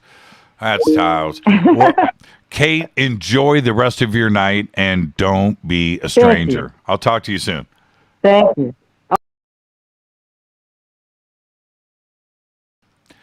And I didn't get to go for that episode. I wasn't there for the taping. I was in another part of the country. But I liked the gear that was set up and the way that everything was approached. And it was the right microphones. It was the right mic pre's and everything else. And we didn't capture anything. And I thought the engineer and a great guy, too, as well, that went out to do all of this, that we were going to, finally hear the tiles hum. And it didn't happen. It did not happen. All right, let's keep the phone calls going. Let's see who is up next. Hi, you're live on Fade to Black. Who's calling? Hey, Jimmy. It's Carrie in Palm Springs. How are you? What? What? No, it's not. Who's this? Yes, it is. How are you? You just called in.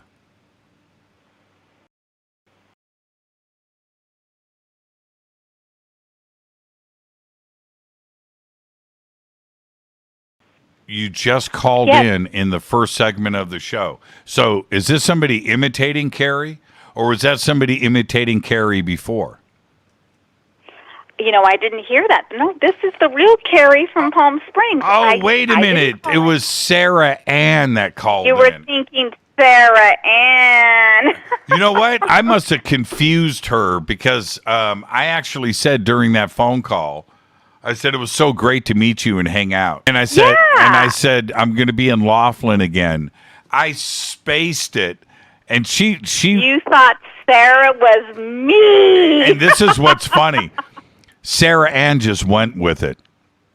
She just went with it. Now I was like, I don't even know who I'm talking to anymore. See, I'm in such a great mood. I can't believe Carrie. I'm so happy. I'm serious. Sarah Ann's laughing right now. She goes, "Yeah, I didn't know what the heck Jimmy was talking about," and it was really funny. And that's funny because you said it's in your neck of the woods, and isn't she in Indiana? Yeah, she's in Wisconsin.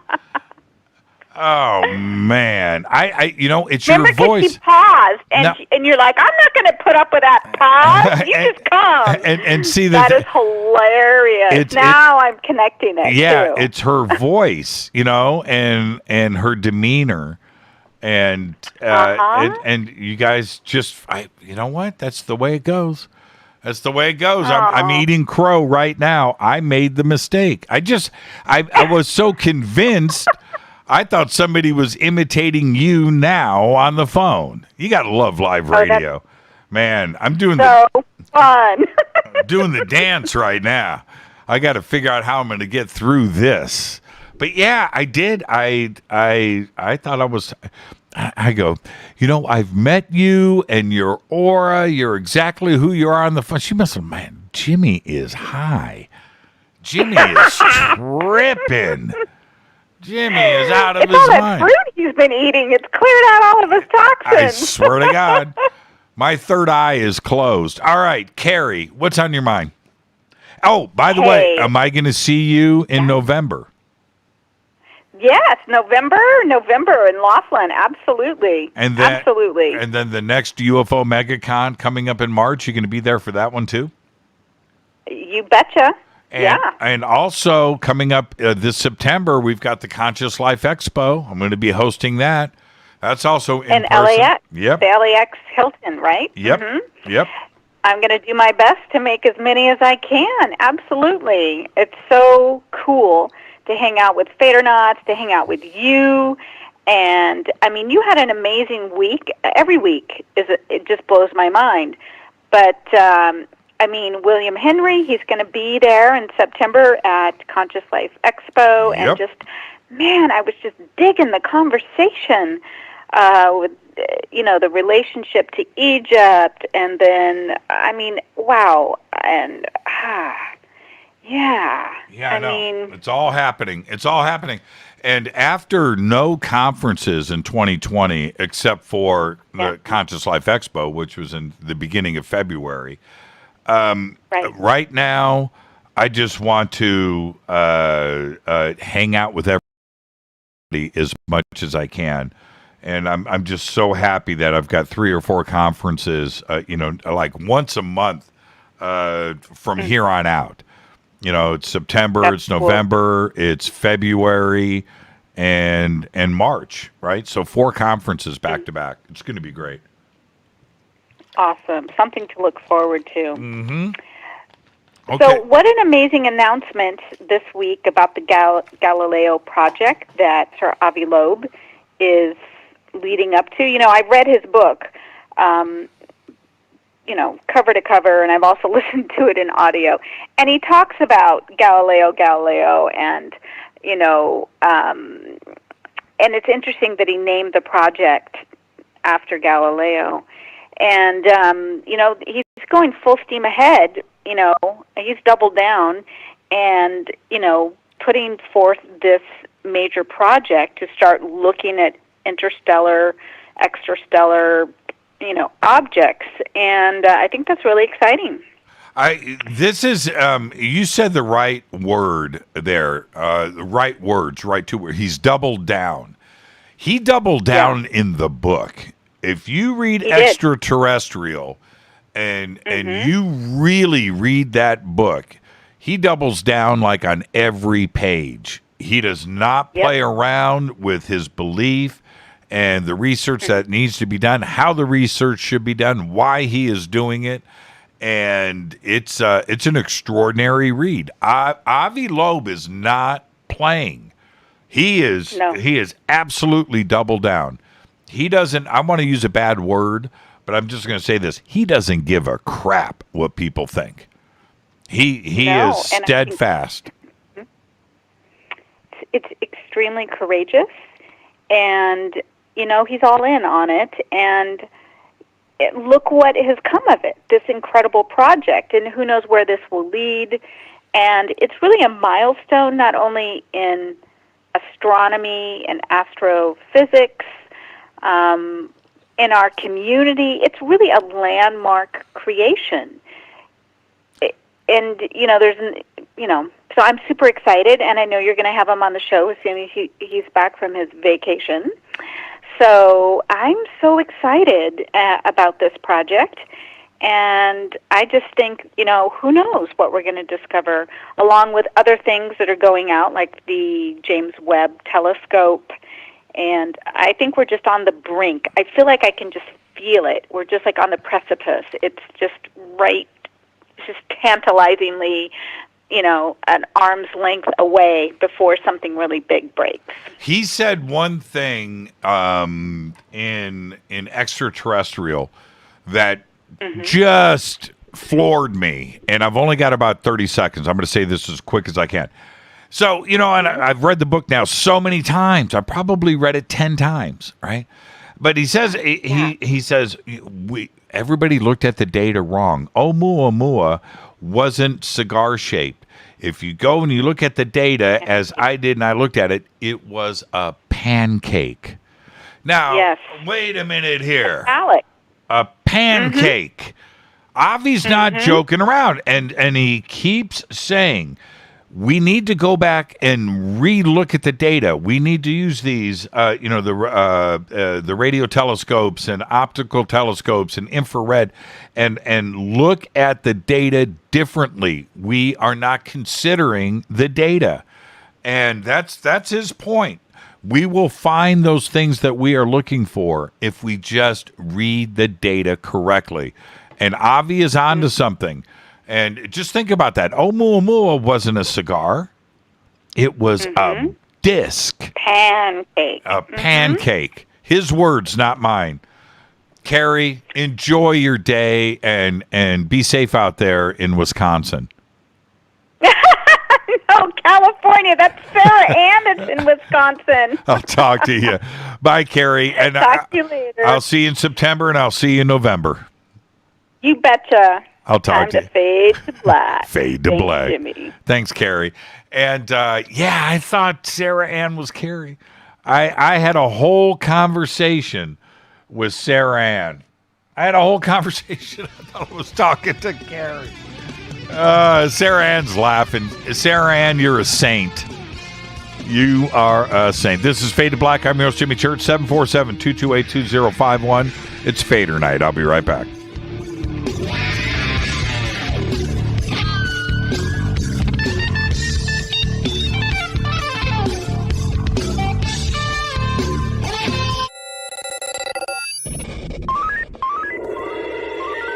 Way out here, we listen to Jimmy Church. You're listening to Fade to Black. Always on the edge of the hottest alternative talk. Jimmy Church with Fade to Black. KGRARadio.com. ¿Qué tal, mis amigos? Yo soy Mario Carson, el tiburón, y los invito para que escuchen a mi buen amigo Jimmy Church Radio. ¡Claro que sí! Do you want to be an official Fadernaut? Of course you do. This is Jimmy Church of Fade to Black. Just go to our membership section at jimmychurchradio.com. Fadernauts. When you think about the future of our country and where we're headed, do you wonder about the food supply? I do. Disruptions in the food supply chain could be disastrous, and they usually occur with little warning. That's why the smartest thing you can do today is to stockpile emergency food, water, and other essentials. I personally recommend My Patriot Supply. They're the nation's largest emergency preparedness company, serving millions of customers for more than a decade. In fact, they're the only source my family trusts for our preparedness plan. You should too. Right now, save 20% off a full 4-week supply of delicious meals that provide 2,000 calories a day. Saving 20% helps too, doesn't it? Especially now. So go to preparewithjimmy.com and get ready. That's preparewithjimmy.com. There's no time to lose. Do it now. So, you love talk radio? Then you'll love TalkStreamLive.com. TalkStream Live is always on, 24/7 with the best streaming talk shows. Find your favorite talkers and discover some new ones. It's free, readily available online or on mobile with any smartphone or tablet. Finding your favorite talk shows all in one place has gotten a whole lot easier. Just go to TalkStreamLive.com. Be sure to download the free apps from Google Play or the iTunes App Store. You listen to us, and we listen to you. And so does the CIA. KGRARadio.com. You are listening to Fade to Black with Jimmy Church on the Game Changer Network.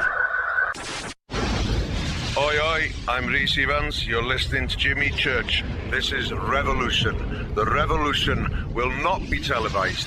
The revolution is on radio. Ciao.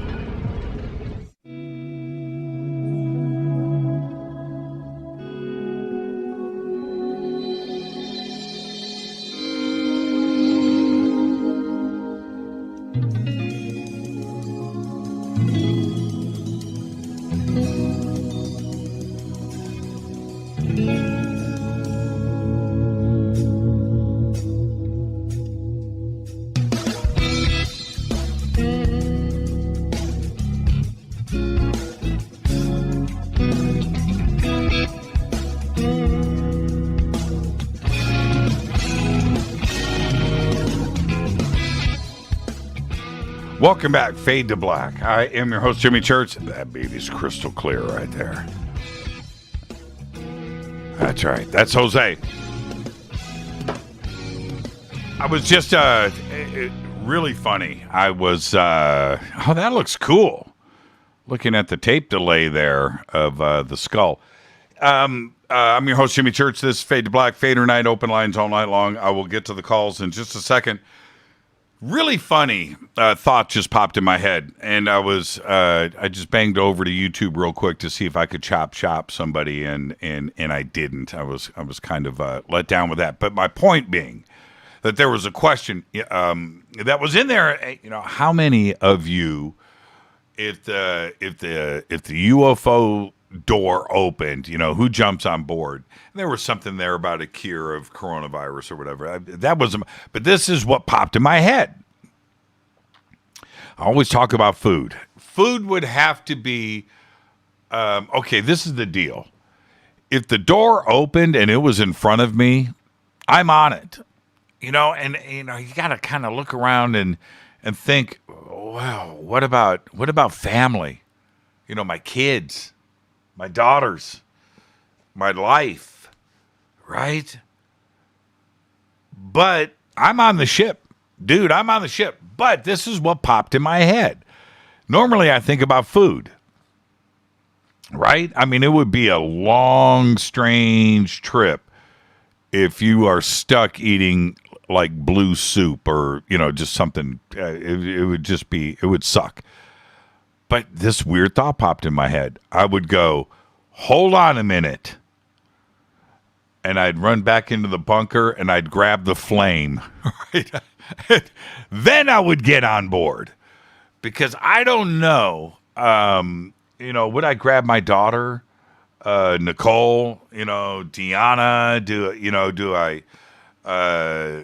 Do I do any of that? I don't know. They probably wouldn't want to go, and I wouldn't want to force them into it. Me, I'm gonna go, but I would run right back and grab the flame, and then I would be on that ship. Yep. I would go, but I would have to have a guitar with me. With that, let's go back to the phones. Hi, you're live on Fade to Black. Who's calling? Hey, Jimmy, it's Deb. You've had me live this whole time. I've had you live this whole time.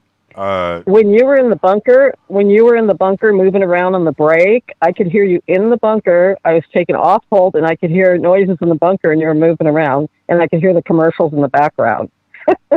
So I don't know what button you pushed, but it's been a trip. Oh, that's cool. I hope it was fun.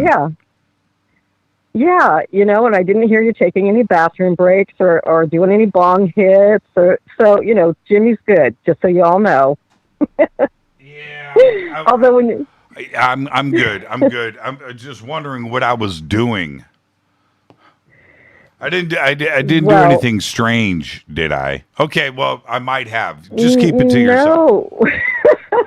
You know what? I'll never tell. Okay, that's good. Tell. That's good. My lips are sealed. Okay. So I have a guess about what your yes was about. Okay, but you have to tell me something first. Was it an email or was it a text?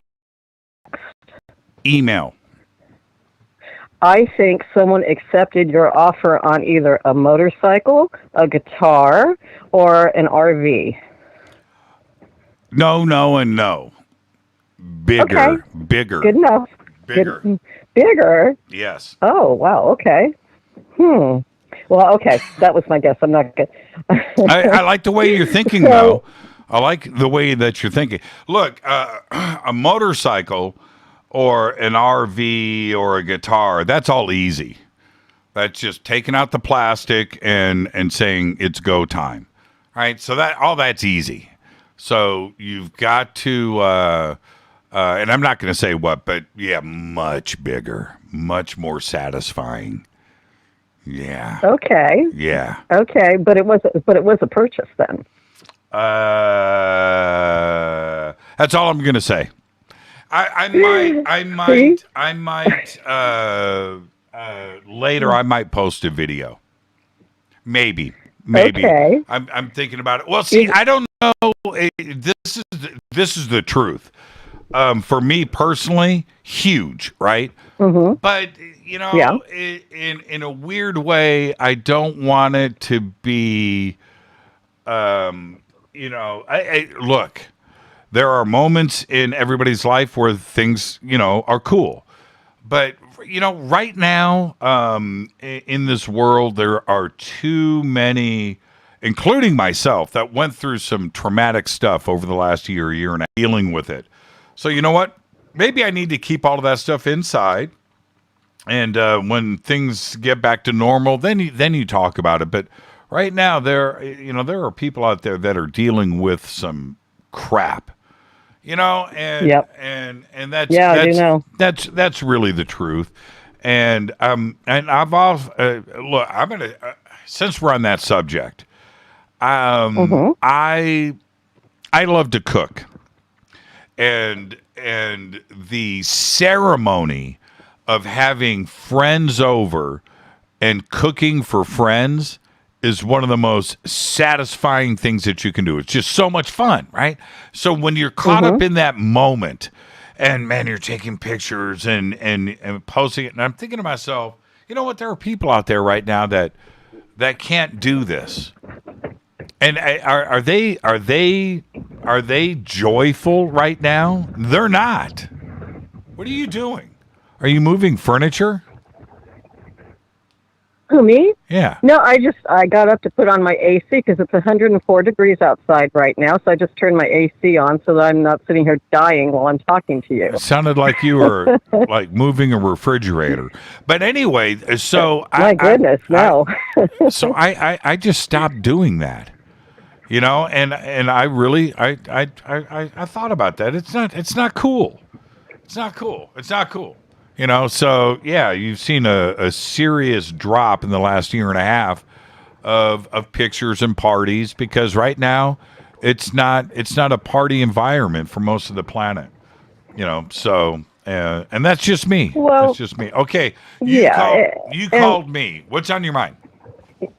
Okay. Well, two things real quick. Okay, the first one is after the movie talk last night, I posted something on your Facebook page today about I never claimed to be an aficionado or a movie critic, and when I watched the call back, I thought, okay, I felt like you were poking fun at me a little bit, but, you know, it's all in good fun and it's cool. So I have a movie challenge for you, and what I said on the message on your Facebook was, I want to issue a challenge to you. Now, I have 7 Kubrick films off your list that I have to watch, so I have to do some Kubrick binging, okay? So my challenge is next week, next Fadernight, if we have a Fadernight next week, I want to do a top 10 list of movie trivia with you. And the thing with movie trivia, and when I talk about trivia and fun, I'm not talking about like what you do. I'm just talking about, you know, regular movie trivia, like what I attempted to do last night, which failed drastically, about, you know, the 10 Commandments and, you know, the Jell-O mold and all that in the swimming pool. But my genre, and I'm going to tell you in advance so you can study up because I have a feeling you'll need to, and then I want you to give me your genre so that when you have your top 10 list, I'll hopefully be able to answer your questions. Does that sound fair? I just listened to all of that. I have no idea what you just said. Okay, wait a minute. You want to do a movie trivia night on what? Okay. I want to do with you next Fadernight. I want to give you a top 10 question list, and it's movie trivia questions for you. Okay. And the genre, you know what genre is, right? Of course you do. My area of expertise is movie musicals. Okay, movie and Broadway musicals. So those are what my questions will be based on with movie trivia. You want to do movie musical trivia? That takes a certain kind of man. I'm not so sure that I'm that guy. I'm not so sure. Well, I'm not so sure. And I know that. And that's why I'm giving you the genre in advance so you can study up, because I'm not a Kubrick person. I'm not going to watch. I'm not going to watch musicals this week. Are you kidding me? No. You don't have to. You don't have to watch them to research certain trivia about them. On musicals? You're already chickening out. Oh, man. Deb. Oh. Okay, but I'll say this.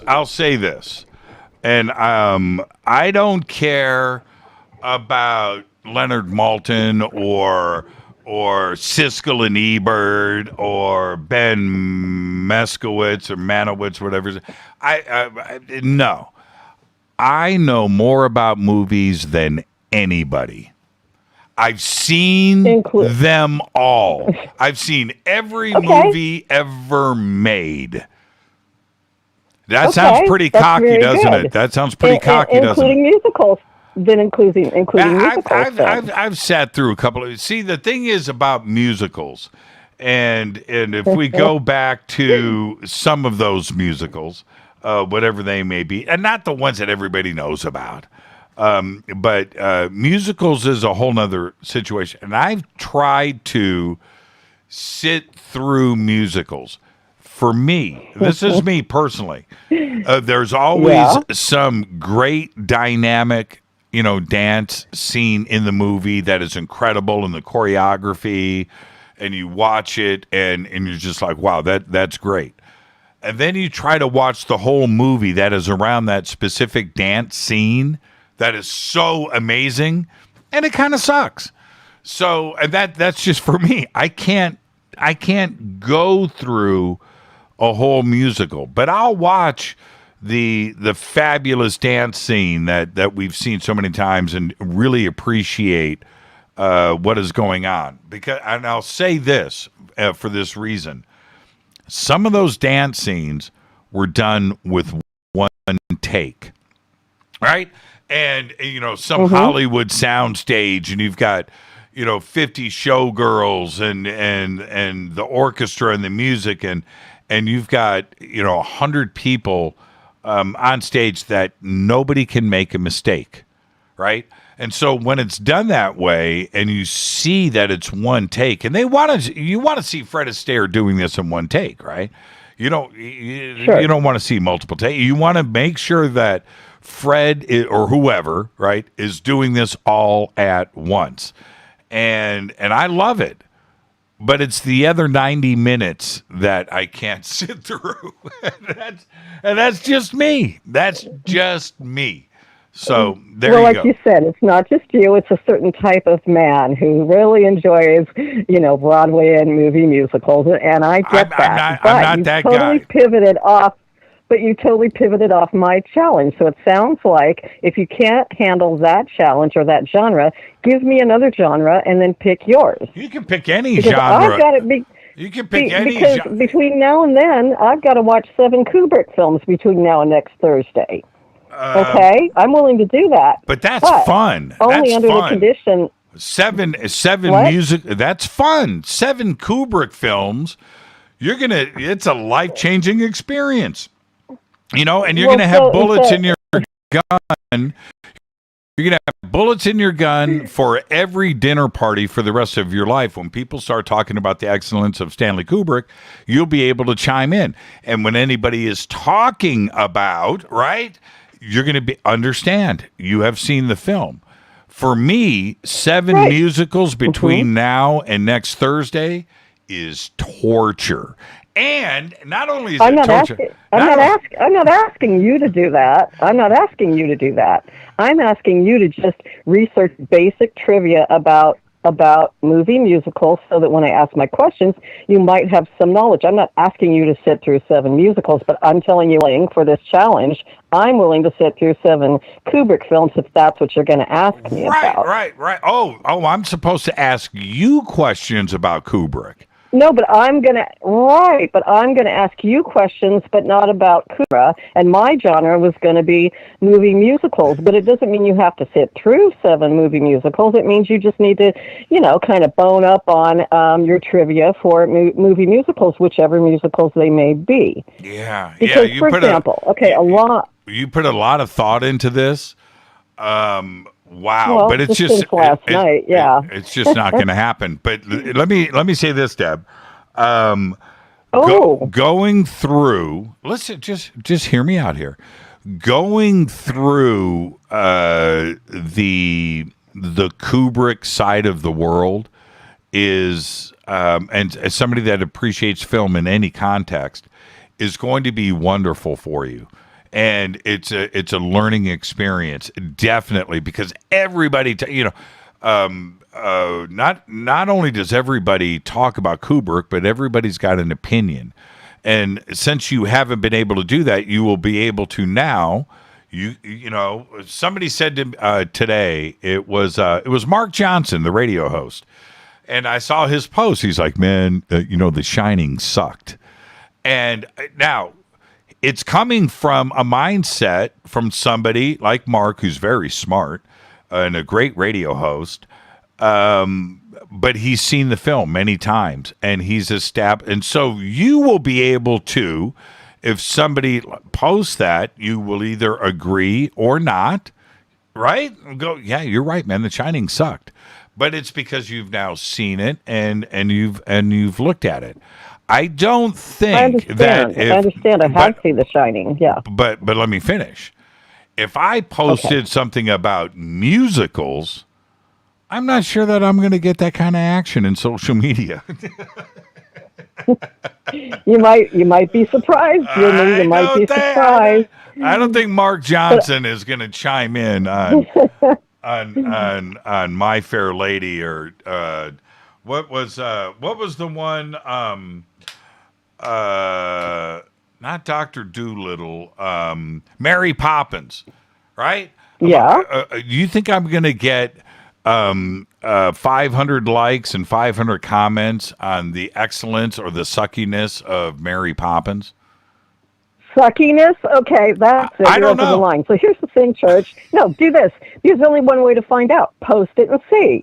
You might be astounded at how many. I think you're just a macho guy who doesn't want to post a musical and you've got a thing going on. You know what? If you actually posted it, you'd be fascinated at how many responses you get. For one, you have a huge female audience. So right there, you get tons of comments, and you probably have a big gay following too. And so you get a bunch of comments there. And the guys, and the guys who are out there that don't want to comment, it's their loss. Oh man, this call just took a wrong turn.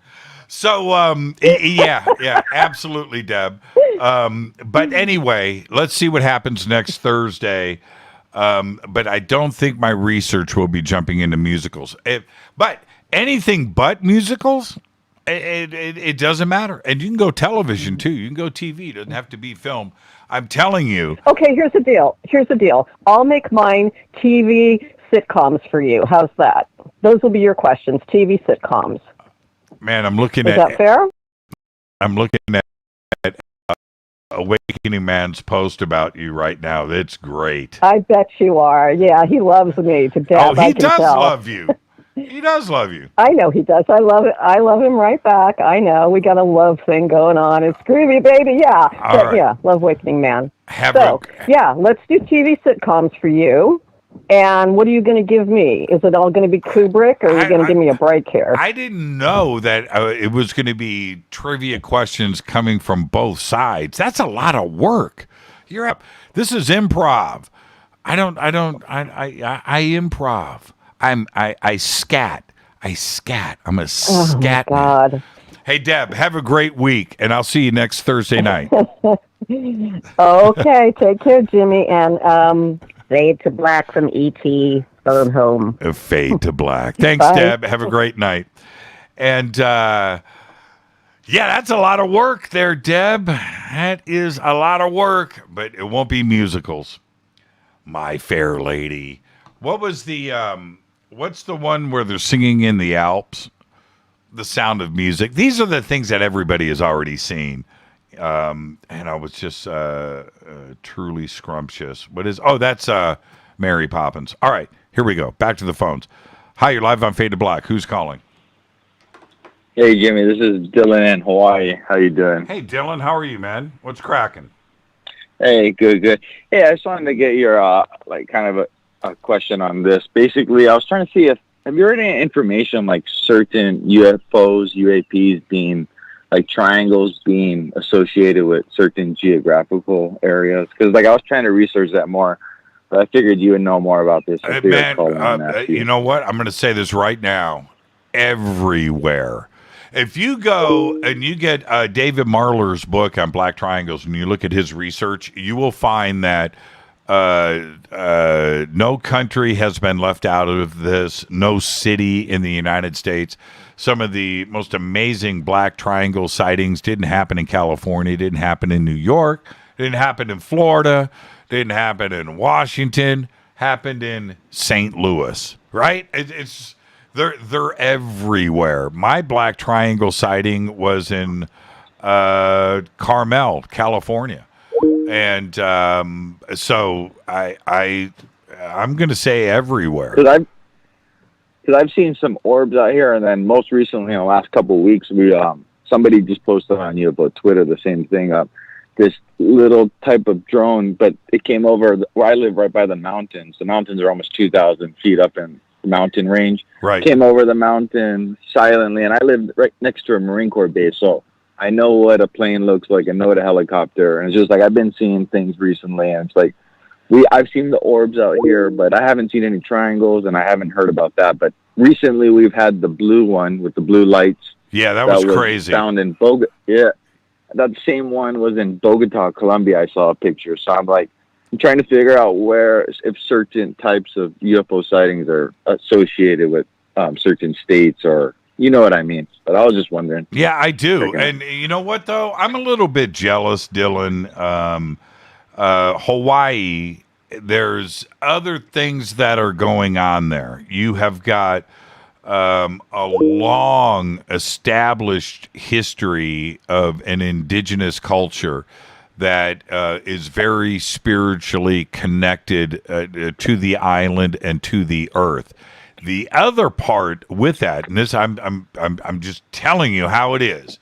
You guys in Hawaii, before modern history, you guys had your own thing going on there. You weren't interfered with by everything. I'm talking about before television, before electricity, and before everything. Where Hawaii is on its own. And you guys have been able to not only connect with the islands, but spiritually connect. And there is things happening on that island all the time. All the time. Especially around the water. Yeah. Yes. We're out in the middle of the Pacific. Yeah. Exactly. Yeah. And you start thinking about these transdimensional, it only makes sense that Hawaii, I mean, we're surrounded by some of the deepest bodies of waters. And I think people just need to look up a little bit more. You'll just be able to see things. That's where we're at. I have seen videos going back and film of things in Hawaii, going through those valleys and just cruising for decades. You know, this isn't anything modern. This is something that is connected to Hawaii specifically, geographically. And I don't know if it's interdimensional. I don't know if it's spirits. I don't know if it's the gods of the past. I don't know. But Hawaii's got a connection, man, and I'm jealous. You guys have got your own thing going on out there, and it's funny. You said we don't have black triangles, but we got everything else. Right? It's really true. It's really true. No, yeah. About 2010, I saw 3 orbs around the mountain range, and it's like this is before you're seeing. It's the classic 3 orbs moving around and odd types of way that's non-conventional. And it's like I just don't know what it's really going to take, and it's going to take some type of thing landing, but people just want to ignore it, and it takes people like you pushing it. But it's frustrating. At some point. I appreciate that, Dylan. I remember about 15. No, you know what? I'm going to go back. This is probably more than 20 years ago, and I got a book. And I ended up following some stuff that was going on online.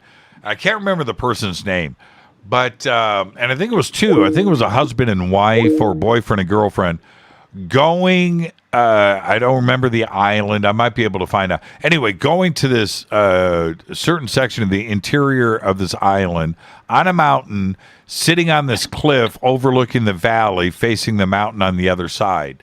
And they would sit and watch the orbs fly up through the valley. And they would sit up there all day long and spiritually connect with them. And it was a fascinating read. And I just thought about that so much. And they didn't know what was going on. But they had this little spot on this cliff, and they would just go up there and sit and watch it happen all day. Dylan, I got to head to a commercial, man. Thank you much, my friend. Have a good one. Thanks. You too. Take care. You too. This is Fade to Black. I'm your host, Jimmy Church. Yeah, Dylan from Hawaii. I'm telling you, Hawaii is a special, magical, wonderful place. This is Fade to Black. More of your phone calls next.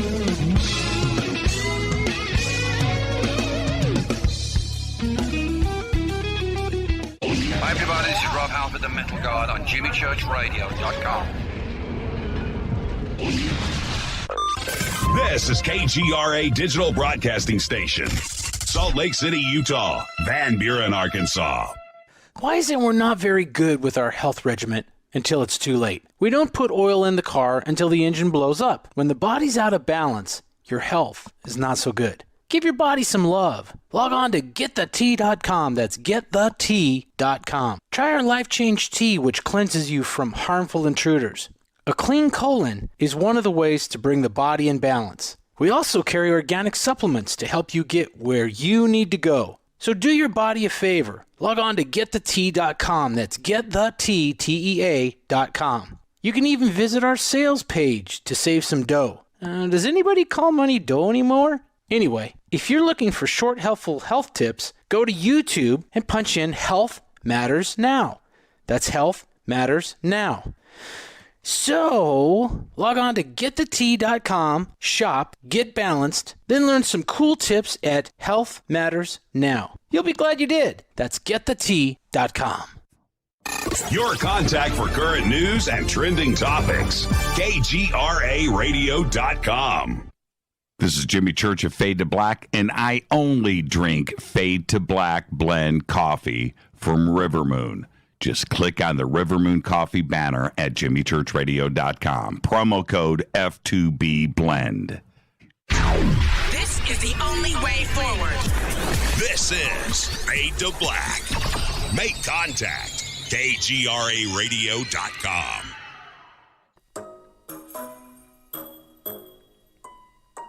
When you're in the house for longer periods of time, you can see them flying or running across the floor. Ooh, yuck. They're unhealthy, gross, and disgusting. Bugs. I loathe bugs. We keep a clean home, but occasionally bugs show up. Well, I found something that is tougher than bugs. Orange Guard. On contact, it kills hidden bugs, including ants, roaches, and fleas. Plus, Orange Guard is a residual repellent. All of the ingredients of Orange Guard are on the FDA generally recognized as safe list. Orange Guard may be used around food, humans, and pets. It comes with a 30-day money-back guarantee. Orange Guard, available at orangeguard.com, Whole Foods, and Ace Hardware. Gold loves chaos, uncertainty, and disarray. History shows us what gold does when people aren't sure about the government, the stock market, their jobs, or their retirement savings. Our national debt is skyrocketing. Gold and other precious metals are a defense measure against inflation and a stock market that might take years to recover. So now, to protect yourself, call United Gold Group. We offer gold and other precious metals delivered securely within 72 hours. Are you worried about the stock market? We can also help you set up a real gold or silver IRA or a 401k. Safe and secure. United Gold Group makes gold ownership affordable. Call now and get up to $2,500 in free gold or silver with a qualified IRA. Call 800-753-8534. That's 800-753-8534 or visit unitedgoldgroup.com.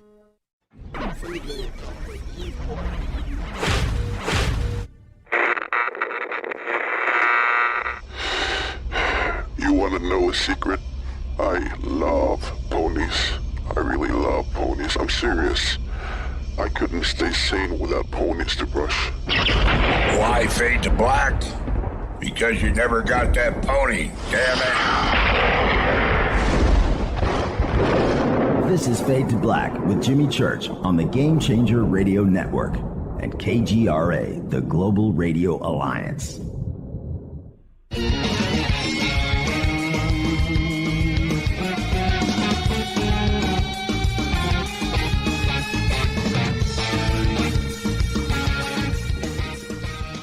Welcome back. Fade to Black. I'm your host, Jimmy Church. It's Thursday night. It is Fadernight. Open lines all night long. Musicals. Hey, you know, look. The old me, right? On a date, first date, and, you know, you're feeling your way through, you know, and so, you know, what kind of movies do you watch? My favorite thing, you know, musicals. It's like, man, I'm checking out. Check, please. Oh, man. I ain't got nothing to relate to. Oh, man. Yeah, the musical hate mail is going to come in. It's just, look, man, it's like they say, one man's steak is another man's hamburger. And with that, let's go back to the phones. Hi, you're live on Fade to Black. Who's calling? Hi, Jimmy. It's Madeline from New Jersey. Hi, how are you? How are you? I am fantastic. I'm sorry, I'm having a laughing fit. My favorite commercial about the ponies came on, and I can't stop laughing. Yeah. Anyway. Yeah, it is. That will never go anywhere on this show. Oh, my God, I love that commercial. Anyway, this was an awesome week, starting with, every week is awesome on Stage of Black, but with Tyler and then Jay last night. But Jay, he is just spot on about so many things that he said. And when he talked about growing our own food, it brought up that I remembered February 14th, 2021, Bill Gates was interviewed, and I don't know if you read this article or know about his book, but he was interviewed on the MIT Technology about his book, How to Avoid Climate Change. And in it, he says that the rich nations should shift to entirely 100% synthetic beef, because that's going to cut down on pollution. Now, to me, that just says, government control, and it makes me think, what are they going to put in this synthetic beef? Yeah. Being you're such a foodie, what are your thoughts on this? I mean, you know what? Would if anything shifted me to being a full-on vegetarian, it would be synthetic beef, right? I've seen the movie Soylent Green too many times, but that would freak me out. I have tried all of the vegetarian alternatives to meat, and I can't. I don't enjoy it. And this is what is so important for people to understand, and they don't. Food eating has to be fun, right? Absolutely, it has to be I fun. love my food. And if you don't enjoy it, I'm going to I'm going to say something that is going to shock a lot of people, but I'm going back. I'm 10 years old, and our grandmother would come down and stay with us for like a week at a time and visit. All right, and so she's down and we would play games, and she was really good. She was really good at backgammon. She was really good at pinochle. She was really good at euchre, and I really enjoyed the games with her. But she wasn't a good cook, and I didn't. And she would be, I'm going to cook dinner tonight, and she fried a lot of things in oil and stuff. I love French fries. Right, I love fried fish, but there was another element to this that I just didn't dig. Well, anyway. One night she made this, it was like a cheesecake, some kind of cheesecake dessert. All right. So anyway, we eat dinner and I get through that. And then this dessert comes to the table and it looks good. Looks like cheesecake. Right. And I take this bite and I gagged. And there was something in it. And there was something in it. There was some kind of like amaretto, or there was this flavoring that was, and I couldn't swallow it. And everybody else is like, man, this is great, man. This is just wonderful, man. I'm going to have a second piece and a second slice of that. And they're hammering it down. And so I went for the second bite. She's sitting right to my left, right? And she's watching me, and I put it in my mouth. I was like, I couldn't swallow it. My body rejected it. Now, back to my point. you have to enjoy yourself with food. And me Absolutely. choking this down to make my grandmother happy wasn't no.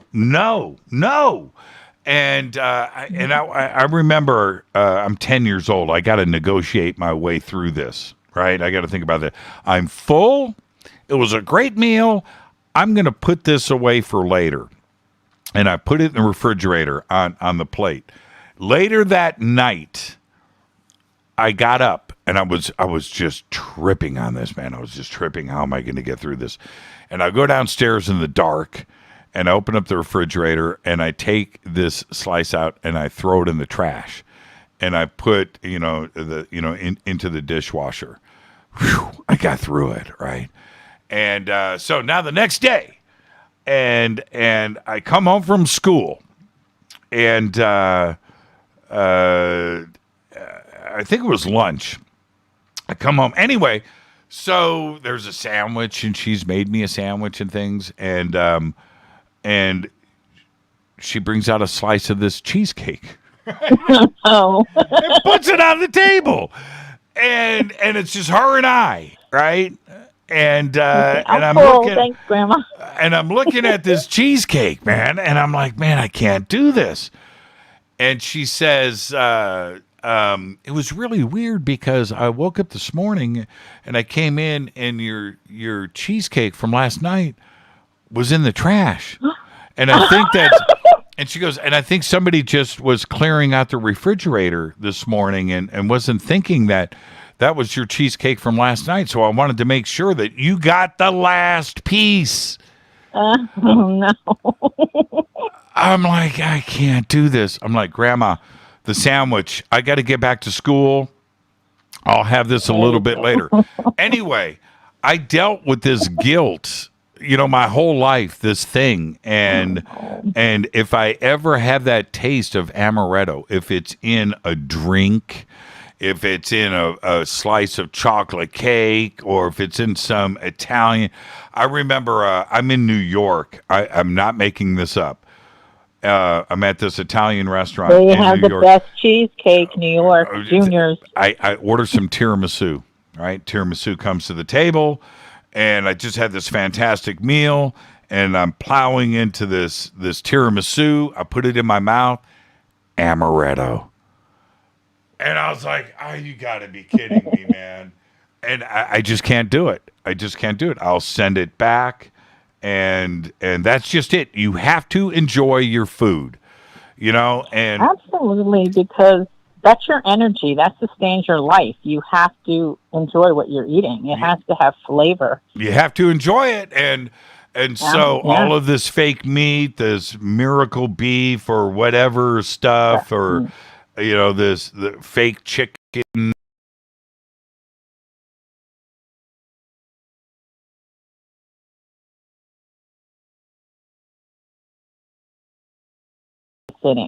Yeah, so that's I just called it miracle beef. I forget the name of the company that makes that new fake beef. But I don't enjoy it. If there are vegetarians out there that do, great. I just don't. And synthetic beef, no. I will live my life with peach pie if it a straight up vegetarian vegan, but I'm not going to do synthetic beef. It ain't gonna happen. Yeah. Hey, when you got that call from Carrie, I thought the same thing. The first call with Sarah Ann, I thought it was Carrie, and I'm like, wait, she already called in, and I'm agreeing with you. I am so happy to hear you say that. I did, like, oh my God. Okay. How is she getting in again? I was getting ready, waiting for you to say you can only call once. I was looking at the phone numbers, right? And so I knew it wasn't the same number, and it was just so funny. This is somebody imitating Carrie. And, Right. but And no. she's like, no, I didn't call. I'm like, yes, she did. Madeline, enjoy the rest of your night. Thank you for the Hey, phone call. I want to thank you for wishing my boyfriend Brian a happy birthday. I want to say happy birthday, Brian. I love you. Brian with a Y. Madeline, enjoy Brian the with rest a of your Y. night. Have a great weekend. Thank you. You too. You have a great weekend. We'll Fade see you to on black. Fade to Black. We'll see you on Monday. And yeah, that was Madeline's boyfriend. She made the request. I don't do that stuff often, and but Madeline's got it coming. She does. So happy birthday, Brian. And let's see who's on hold the longest. Let's go over here. And yeah, man, I get guilty. No amaretto for me, man. I can't do it. I can't even smell it. And it's just weird. It just, it's bad, man. It's bad. Hi, you're live on Fade to Black. Who's calling? Hi, Jimmy. This is Rhea. Hi, Rhea. How are you? I'm doing great. I haven't been able to listen to you, unfortunately, but we have a lightning storm in Loveland, and so that's been cool to watch instead. Oh, you're in Loveland in Colorado. That's right. That's a beautiful part of the world. It is. Yeah. It's really something special. Yeah, so what's going on? What's on your mind? I just came back in to just talk some more. Was really grateful for the other night, and I felt a lot better. And all day today, my guides have been channeling, and I live a life now where it's fluid, and I just go from voice to voice, and it's like in the way that you have like guides. My guides just take the mic and they just go with it, and it comes out of my mouth. And today I was recording, and it just came out something really, really special. It was a lot of singing, and really like singing that I couldn't do myself, like I'm an instrument being played by others. And it's just a really unique and magic experience. Like a musical? Yes, like just a musical right here. I can, play the drums, sing the bass, tap whatever, and make up all the harmonies. And yeah, the universe really, it's not so much it abhors a vacuum as silence sort of begs for music to go into it. And what was the information that came through in the music? Today, well, I finally reached a point where I have to just be comfortable talking to the world, and it's taken me a long time to get here. And it's because I'm such an anomaly and a strange thing, but I'm really actually the oracle that Delphi prophesied would come back. And life, we could say, is very mystical, more mystical than we think it is, because everything's really in like a very tiny space, and we're all up in each other's bread in terms of consciousness. Right. We're here to kind of have like these separative expressions, because then we come out and then we're like, oh, now that I know how to, try to figure out how to ride a bicycle and not, kill myself, then I can kind of negotiate relationship in the spirit a little differently. Where do you think, Rhea, where do you think the channeling originates from? Do you have any idea? Yes, I have a very clear idea because I'm told. Eventually, it took a long time before I was allowed to be told. I was taken through what could be called a mystery school, but it was very oracly. It was like, okay, now you're going to channel this, the dead ones. Now you're going to channel ones that are alive still. And, I went through this kind of process of getting where I am. And eventually, my guide said, okay, it's really like Hitchhiker's Guide to the Galaxy. That's really the closest to the truth in terms of the structure of who we are outside of here and who we are inside of here. Well, yes. But I guess, and I understand and that. I'm about to tell you. Yeah, so the planet who, like in the movie at the end, it's the guy and he's like, oh, sorry, we're going to tear this planet down or whatever. But that's a group of people, and it's interesting because in the movie Dune and in Attack of the Droids in Star Wars, it's the same planet who manufactures droids, and the name of that planet is Ix, I-X. Ix. And yes, and that they approached me and said, that's the truth. We manufacture environments. We're like, a group of engineers inside of consciousness itself. And we engineer perfectly because it's just rules, and then you set the rules to vroom, and then they just make the kaleidoscope of options, and then the database holds it all in a 2-dimensional array series, and then we're so smart that we can take 2 planes of 2-dimensional arrays, one called light to dark and one called light to dense, and then we poof them out into 3-dimensional reality, which is really what Michelangelo said, it's no further than your arm reach. So, Ix, okay, so this is a name that we here on Earth wouldn't know because it's not our language, right? This is another language. For instance, actually 9. It means 9. Well, instead of 10. Oh, well, I get it. It means 9. There's 9. There's always 9 because it's just a rule of where we are. We're in a base 9 reality. Well, but what I'm saying is, if you and I are out there cruising around the Milky Way, and we're on the other side of the Milky Way, and we run into some friends, and we're talking, they say, "Where are you from?" and we say Earth, that means nothing, right? Earth is only Earth to us. We know where Earth is, but how would we tell them where we are from? So let's go back to Ix again. Let's go back to 9. Let's go back to Ix. Where is Ix in relation to Earth? Okay. So the real story of it all is there really is a planet called Earth, but we've never built a building on it that wasn't made out of her own self. And the storyline here where we've made it all garbagey is a bunch of hullabaloo that we're hallucinating.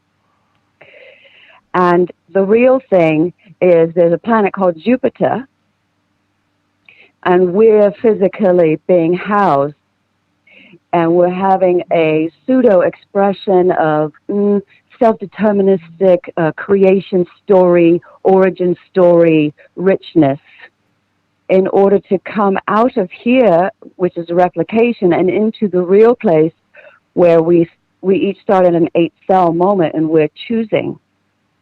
And so here with the energies that's made of an 8-cell pause, a pregnant pause that is waiting to become something on what we're calling the other side of the veil, which isn't a V-E-I-L, nor is it a valley like it says in the Bible, but it's a V-A-L-E.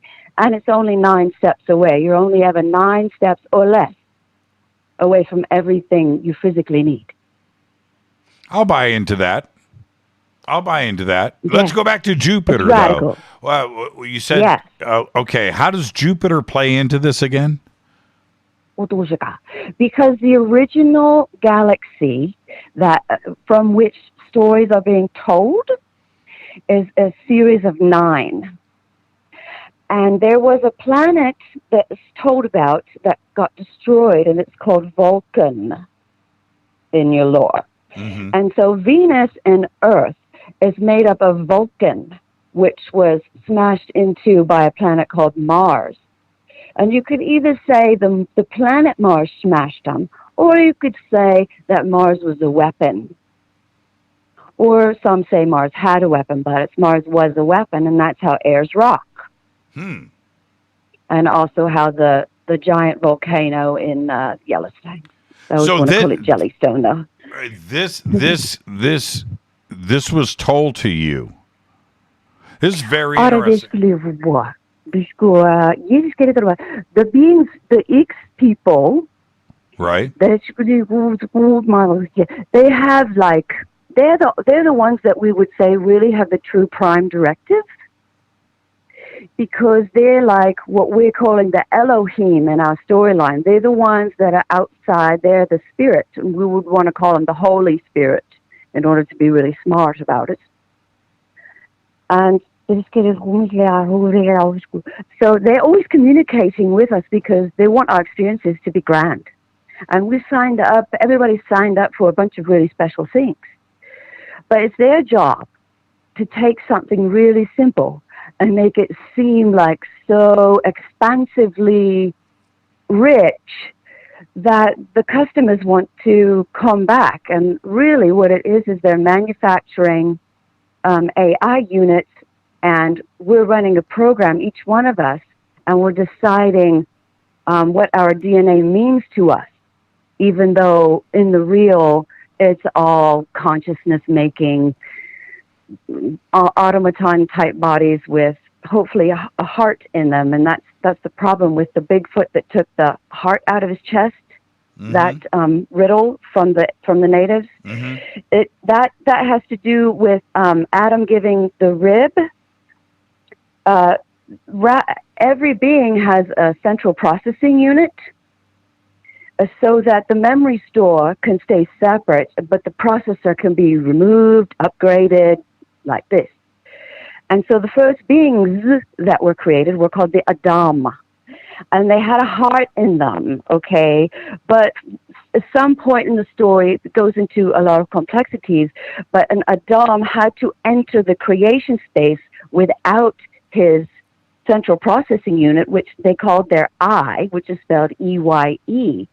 And what happened to him is he lost his sense of trinity and went into duality, and the Y in the middle got the rib cut off the bottom of it, and it turned into Eve from I. And the Y comes from Yod, which is God's electrical supply that he is giving us all day long. And it comes from his son. Rhea, you are smart. Woo! I need to hang out with you. We got to hang out. We got to hang out one of these days. One of these days we have to hang out. And I'm excited because I've been working hard, and thanks so much for just really being patient and towards me, and I appreciate all the faders, and I'm happy to take questions and stuff like that. And you're the best. Rhea, you're the best. And just thank you for making tonight so special. I just learned a lot. And before I let you go, there is a lot of theory out there about our moon, the Earth, of course, Mars and Venus, and the asteroid belt, and the possibility of collisions, and a lot of books, a lot of physicists, modern science, outside of the box thinkers too as well, have postulated different ways that all of this happened. And hearing you tonight, it's very interesting. I've heard so many different versions, and yours is right in there, and that's why I was asking where it came from. But I've got to get to commercial. Rhea, behave. Yes. Be well. Have an amazing weekend, and we'll see you right here on Monday. Blessings. Fade to black. Fade to black. Rhea coming in strong tonight. Wow, that was great. That was absolutely great. This is Fade to Black. I am your host, Jimmy Church. It's Thursday night. It is Fadernight. It is open lines all night long. And if you're on hold, stay right there. I'm going to try to get everybody in before the end of the show. Okay, which includes who I'm speaking to right now. Stay right there. You will be up next. This is Fade to Black on the Game Changer Network and KGRA, The Planet. Stay with us.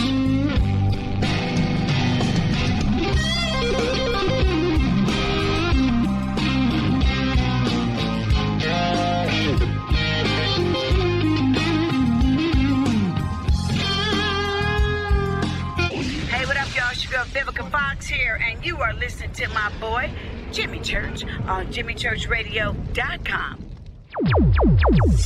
Despite popular opinion, reading a book will not make you smarter. But listening to Jimmy Church will.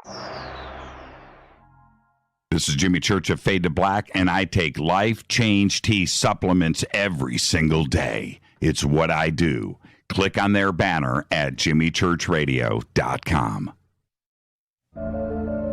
When you take the beans from Central America with dashes of Indonesian and African mixed in and then roasted to the dark side of Fade to Black, you create the ultimate brew of fringe. Introducing the Fade to Black blend from Rivermoon Coffee.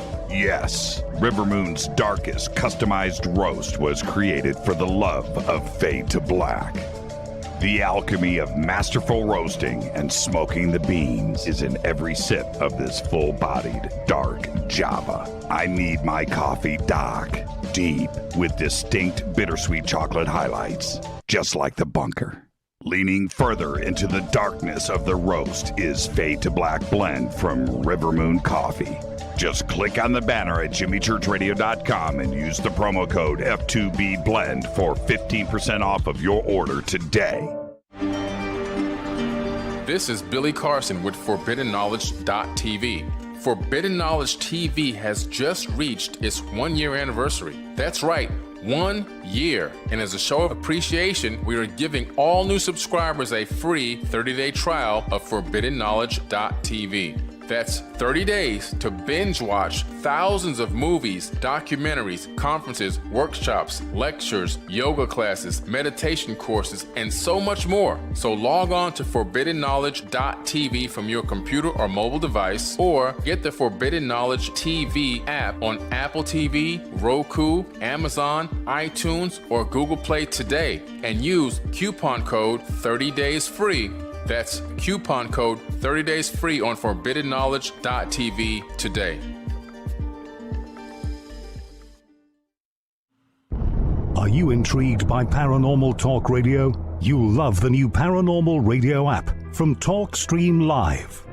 You'll find a great selection of talk shows covering UFOs, ghosts, strange phenomena, and much more. Download the Paranormal Radio app now and start listening to the very best in paranormal talk entertainment, including the network you're listening to right now, the Paranormal Radio app, free in Google Play and the iOS App Store. Erica, Brittany, Gabby, and you're listening to JimmyChurchRadio.com. It's not a lifestyle we chose. We were born this way. KGRARadio.com.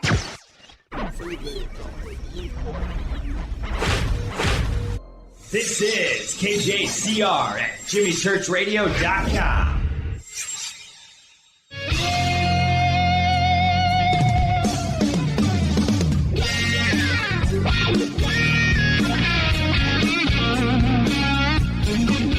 All right, welcome back. Fade to Black, Thursday night, Fader night. Open lines all night long. No more call. Don't call in.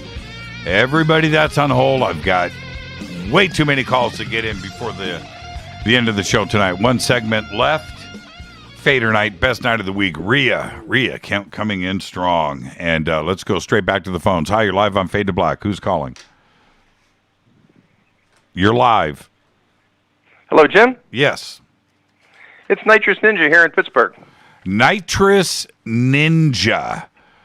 Yes. I saw on the chat stream tonight that some people were reporting that Dusty Hill of ZZ Top had passed away. Is there any truth to that rumor? Yeah, he passed away yesterday morning. Oh, that's a shame. Because I'd heard on the radio here the other day that the ZZ Top tour was about to launch, and that Dusty Hill was scratched because he was having hip problems. Yeah, that was reported last week in the news, and it was either his bass tech or the guitar tech or something who had been with the band for 20 years stepped in for shows this week. They were already on tour, and that was it. And then boom, he passed away. That's too bad. Yeah. Hey, I have a special request for you. I got chopped last Thursday on the Ron Keel show. I was wondering if I could be unchopped. You were chopped? Why were you chopped? What did you do? Well, I'm not a big fan of the L.A. heavy metal hair bands, and I guess I'd put a lot of comments down that night that were that you didn't care for or something like that. And I was the one that did the chop? Somebody chopped me. I thought maybe it was only for one night, but I don't seem to be able to post anything any day this week. What was it that you said? I'm just curious. I have no idea how to unchop somebody, but your name is Nitrous Ninja? That's right. Okay. I have no idea how to unchop somebody, but I'm putting that out to the moderators. Nitrous Ninja. If you guys did the chop, unchop Nitrous. Okay. And we'll see. I was We'll wondering see, sometimes we'll see too. if we can make that happen. I've been studying the legend of the Mothman since fall of 1977, and I was wondering if maybe I could be a guest on the show some night, because I really have a pretty deep feel for that legend of the Mothman. Well, your chance is right now, Nitrous. Okay, well, I wanted to let you know that I interviewed Linda Scarberry 4 times. She's the most famous of all the Mothman witnesses, and she passed away about 10 years ago. Right. And she told me some things that have never been in any book or on any documentary. Well, so I really have some. Well, what did she say? Give me the big one. There's a book written by Gray Barker called The Silver Bridge, and it's very small circulation. And he mentioned in there that the Mothman had a bizarre footprint that looked like a double horseshoe. Mm-hmm. And I asked Linda about I said, I understand it left a double horseshoe type footprint. And she looked at me in amazement, and she said, how did you know about that?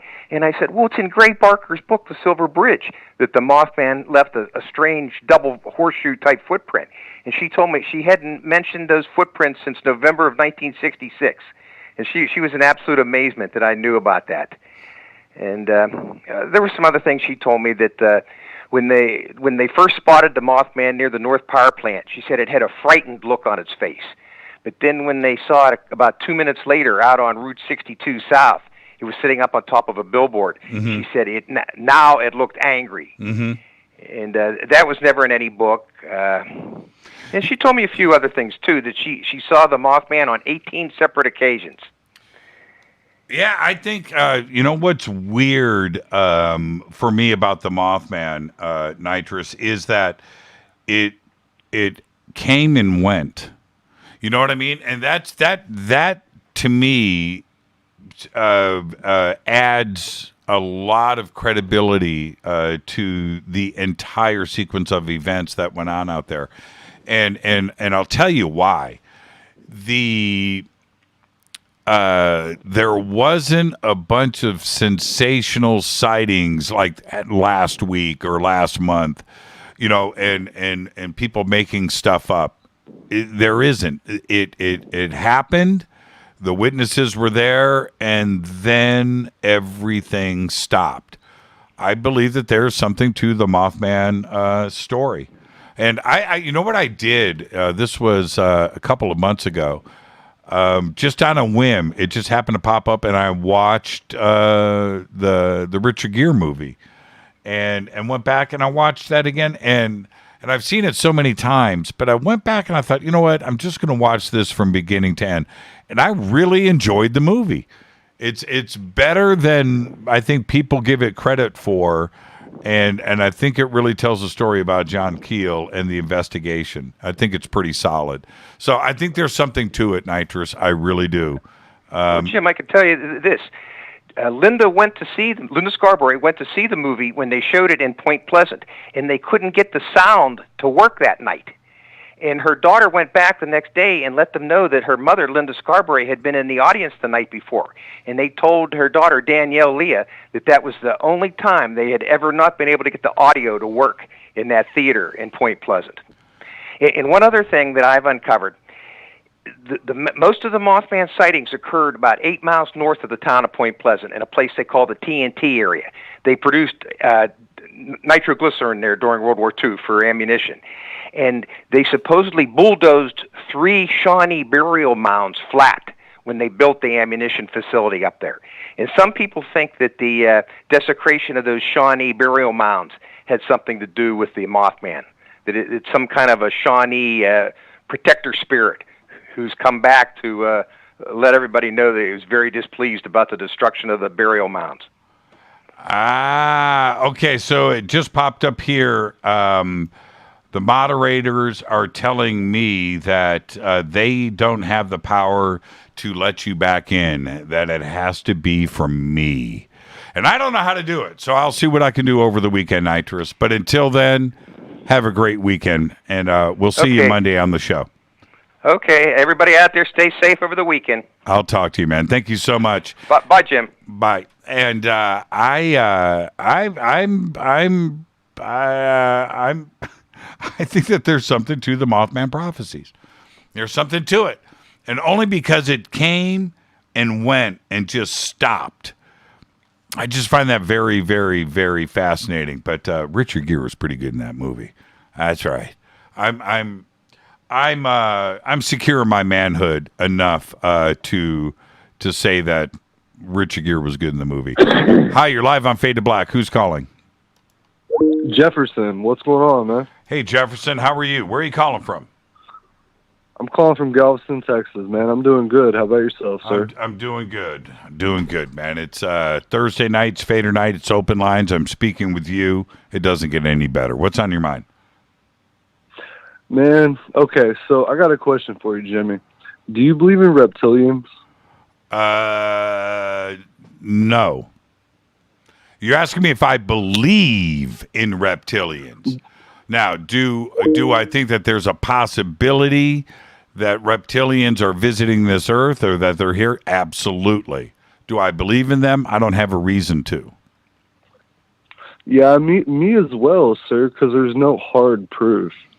But what entices me, though, when you go through history, like every indigenous or aboriginal civilization worshipped a serpent-like god or deity. They all did. And it's just all over the world. All cultures did. Yeah, we were talking about this. Man, what was I talking about? Well, a little bit last night with Jay Widener. Christina Gomez and I spent a lot of time about this on her show. But yes, I mean, it goes without question that it doesn't matter if we're talking about Asia, Japan or China, or and the representation of dragons or reptilians in that culture is obvious and it's evident, but it's also all over Central and South America. It's all over Europe. It's on every coat of arms. It's in the Bible. Yes. And to cultures everywhere, the Hindu religion. Absolutely. So, but does that mean I believe? Not until, for me, belief in anything is an experience. And I haven't had one yet. And I haven't met one yet. I've had a lot of friends that have told me some crazy stories, firsthand accounts, but I haven't had one. So do I believe? No, of course not. Do I think that there's evidence? The evidence is everywhere and it's staring us in the face. I think so too. And most of the mythologies or the stories from Native Americans or ancient Egyptians, it talks about the reptilians were either drove underground, drove into the sea, they ruled the underground, or they guarded it. So hypothetically, they could be what's in the oceans or underground. There's stories of underground bases and underground caverns and all the woo associated with it. And this is David Icke aside. We're just talking about history. Yeah, and I haven't even brought up David Icke, right? And man, I miss David. I got to get him back on the show. He had a pretty hard run there for about a year and a half, and things, with some of his statements out there. But I got to get him back on the show. So, all right, Jefferson. He does have a lot of good points. He does. I've got all his books, and I've certainly hung out with him, and I've definitely done a lot of great shows. And he's somebody that I have followed very closely over the years. I got to get him back on. Jefferson, enjoy your weekend, man, and we'll see you Monday on the show. Sir, real quick before I go, Dave Scott on Spaced Out Radio asked Lou Elizondo, I think it was his first interview, if he'd ever seen a gray alien. And he didn't really answer. He just said he's seen compelling evidence. Next time you talk to him in private, ask him if he's ever seen a reptilian. I'll do it on the show. Have a great weekend, Jefferson. Thank you, sir. You too. Have a great weekend. We'll see you on Monday. And look, we can mention eyewitness testimony or reptilians and shape shifting, and we can talk about all of that. Right, it's right there. But when we look at the cultures that have spoken about dragons for a very long time, way before, hundreds of 1,000 years before dinosaurs were ever discovered, known about, talked about, but yet these cultures, the representation, they seeing something. I'm blown away by that. There's just something to it. Let's go back to the phones. Hi, you're live on Fade to Black. Who's calling? This is Tony from Nashville. Hi, Tony from Nashville. How are you? I'm good. How are you, sir? I'm doing good, man. It's Thursday night. What's on your mind? I just figured I would share a little story about the Majestic 12 Special Operations Manual and my father, if you're interested. The Special Operations Manual. You're talking about SO1? Yes, I am. Okay. What's up? So I feel like I need to give a little background before we get into the actual story. First off, my father is an extremely religious man, but he's also extremely patriotic. And before I was born, he was in the Navy, and the only thing he would ever tell me about his Navy career is that he worked on aircrafts. Would never give me details. Even to this day, still won't give me details. So, there was that going on. After I was born, we would move around a lot. And when I say we move around a lot, sometimes it would be every 3 months, sometimes it'd be every 6 months. At most, we stayed 18 months in one place. Mm-hmm. The only thing I knew was that he worked for the government. Didn't know a whole else lot. My mom, did normal jobs. She, worked retail sometimes. She would work bookkeeping, that type of thing. But Dad was always a question. About 8th grade, I remember hearing a conversation with my parents where my mom is basically berating my father that he can't do to me what he did to my older sister and put her through multiple high schools. I had to go to the same high school, that type of thing. And even though my dad being the type of man he is, mama rules the roost. So we got transferred to a little bitty town called Manchester, Tennessee. About 15 miles outside of Manchester, Tennessee is an Air Force base that is known to have all the wind tunnels that do all of the testing for most aircraft that the Air Force, Navy, everything has. So it's kind of what I call a top secret base that's well known. It's a very weird base. I have been on it. I have been in what was my dad's office before he retired. But I also know underground there are plenty of tunnels. There's that type of thing. So that's kind of where we're coming from. My dad being very religious. But before I don't want to run out of time. Let's get to the SO1. Okay. That's what I'm getting to. So one day after Dad's retired, I'm over at my parents visiting, and my mom has, it might have been Hangar 1, it might have been Ancient Aliens, I don't know, on TV. We're just sitting there talking. And I can remember growing up asking my dad about aliens, and all he would ever say is there's nothing in the Bible that prevents them from being around. And he would always change the subject. So anyways, we're watching whatever show it was. I believe it was Hangar 1, but it might have been one of the other ones. And they're talking about this leaked document. And all of a sudden, my dad starts giggling. And me and my mom kind of look at him, and he stops, and they continue to talk about it. And they go to commercial break, and my dad, in a slight whisper, but loud enough where we can hear him, goes, "That's not even what that manual looks like." And me and my mom turn and look at him and like, "What are you talking about?" And he's like, "That's not what it looks like." And the most serious voice I've ever seen my dad be. We asked him probably 80 questions after that, and he would not say anything else. What kind of brought up this whole thing was reminding me of it. The other day, I was over there visiting him, and with everything that's being leaked and coming out now, my dad's in his late 80s now. He's quite older. He pulls me aside and he goes, "No matter what comes out, don't be scared." And I know some of your listeners aren't going to believe me. I don't care. I mean, this is my experience.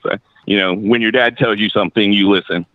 And so I started saying, "What do you mean don't be scared?" He goes, "There's going to be some information come out. Just don't be scared." And that's all he would tell me. And then, so I kind of implied that he was talking about, something with, UFOs or whatever. And I said, "What does this have to do with anything you've ever told me?" And he goes, "If you remember, there's one day I told you that something on TV was not what it looks like. It relates to that." And he walked away from me. So I don't know what you want to take of that. I just thought it was an interesting story and wanted to share. Yeah. The SO1 episode, I think that's the one I did on Hangar 1. I'm not sure if that's, if it was me on the screen at the time, but I remember that episode, and I there may have been other people, Richard Dolan or somebody else that joined in with me, but I do remember that, and I know that we showed some parts of SO1. I can't remember. I haven't seen the episode. I just remember doing the episode. That being said, it's interesting that he said that that's not what it looks like. That's pretty cool. What you should have said, Tony, is so what did it look like? Right? You still got your copy. But that's pretty interesting. The only one that I remember when we were shooting that episode, my cameraman, well, it was like 5 cameras, but the main DP, who I ended up working with many times over the years, Dan goes, "So this is when the cameras weren't rolling. What do you think, man? Do you think SO11 is real?" I said, "I do. I mean, I do." And everybody on the set was very interested in that. And I think that SO11 over the years has become so much of urban legend in the UFO community. I've read every page. I've commented on it a lot, and I know a lot about graphic design and what it takes to print and things, and it just feels real to me, like it came from that period. Maybe your dad saw another version that wasn't the same, the same idea behind it, some special operations manual. And there was another one for the Navy and there was one for the Air Force, right? I don't know. But and also, I mean, the original manual was leaked in like the late 70s, correct? Or am I wrong on my time frame there? It's been oh man. Yeah. I don't know. Linda Moulton Howe would know. We spent a lot of time talking about that when she was on the show with us last week. But I'm not so sure. She said that it was printed at Kirkland in 1954. Right. Okay. So I mean, we're talking something much later in time that he would have seen. Yeah. But it's interesting that he saw something, that he read something. That's pretty cool. Well, Jefferson or Tony, I've got to run, but thank you so much. And that's a great phone call, man. S101 SO11 is just a fascinating piece of history. And if anybody out there hasn't seen it, just look it up. It's SO-1-1. SO11. Thank you so much, Tony. Have a great weekend, my man. You too. Thank you so much. That's a good phone call right there. I've got, man, you know what? Some of these calls have been here for a long time. Who's been the longest? And I'm going to get somebody in for literally 1 minute. And this is just out of guilt. This is out of guilt. Hi, you're live on Fade to Black. You have 120. Hey, Jimmy, it's Marco. Hey, Marco. From Oak Island. How are you? I'm doing good, Marco. You've got 120 seconds. What's on your mind? I know, man. I know. I got bummed out. Hey, man, I was listening last night. You were talking about those movies. You were talking about Barry Lyndon and all that stuff, and it brought back memories because that movie's awesome. And I was just wanting to get your feedback on some other movies that. Here, I'll give you the movies here. Yes. The Postman with. What do you think of that movie? And Lawrence of Arabia, and also Kingdom of Heaven. Okay. Long movies. Yeah. I don't have enough time to jump into all the Postman. It's not in my top 10 of all time, but it's one of the greatest movies ever made. And I'm going to stop right there. What was the last one? Oh, Kingdom of Heaven. A spectacular movie. Yeah. Great movie. But let's back up to the middle. Lawrence of Arabia. Soundtrack, the cinematography. Man, crazy. Lawrence of Arabia is so bleeping great. The story itself. It's on a whole new level. First off, it's a true story. And you watch it and you think, there's no way. Well, okay? It all happened, number one. And it's just tremendous. But Peter O'Toole and his acting in that from the beginning to the end is the screenplay, the story, the way it's told is perfect, but it's epic, it's cinematic, it's left to right, it's wider than widescreen, right? I mean, it is it is just a perfect movie. And I remember when I seen it as a kid.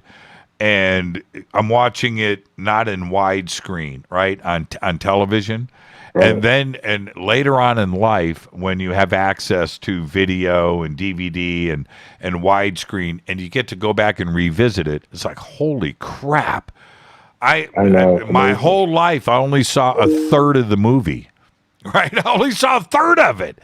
There was so much more here. So much more here. The soundtrack gives you chills. It's crazy.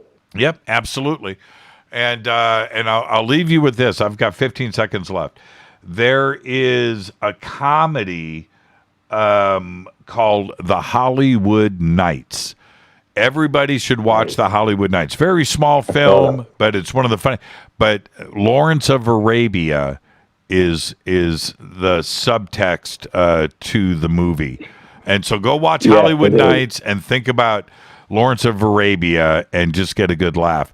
And with that, Marco, I got to roll credits, man. You're the last call of the night. God bless you, brother. Be well, man. Be well and have a great weekend.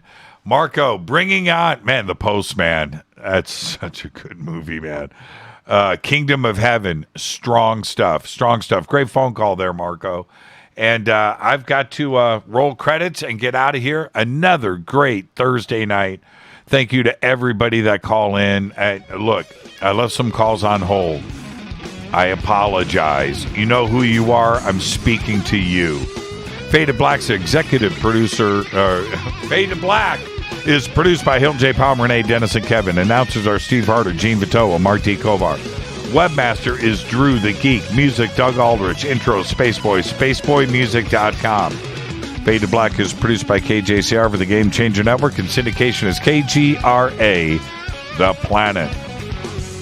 This broadcast is only copyrighted 2021 by Fade to Black and the Game Changer Network, Inc. It cannot be rebroadcast, downloaded, copied, or used anywhere in the known universe without written permission from Fade to Black or the Game Changer Network. I'm your host, Jimmy Church. We got a weekend in front of us, folks, and then after that, it's Monday and another week of Fade to Black. But until then, I want everybody to be safe. It's time to fade to black.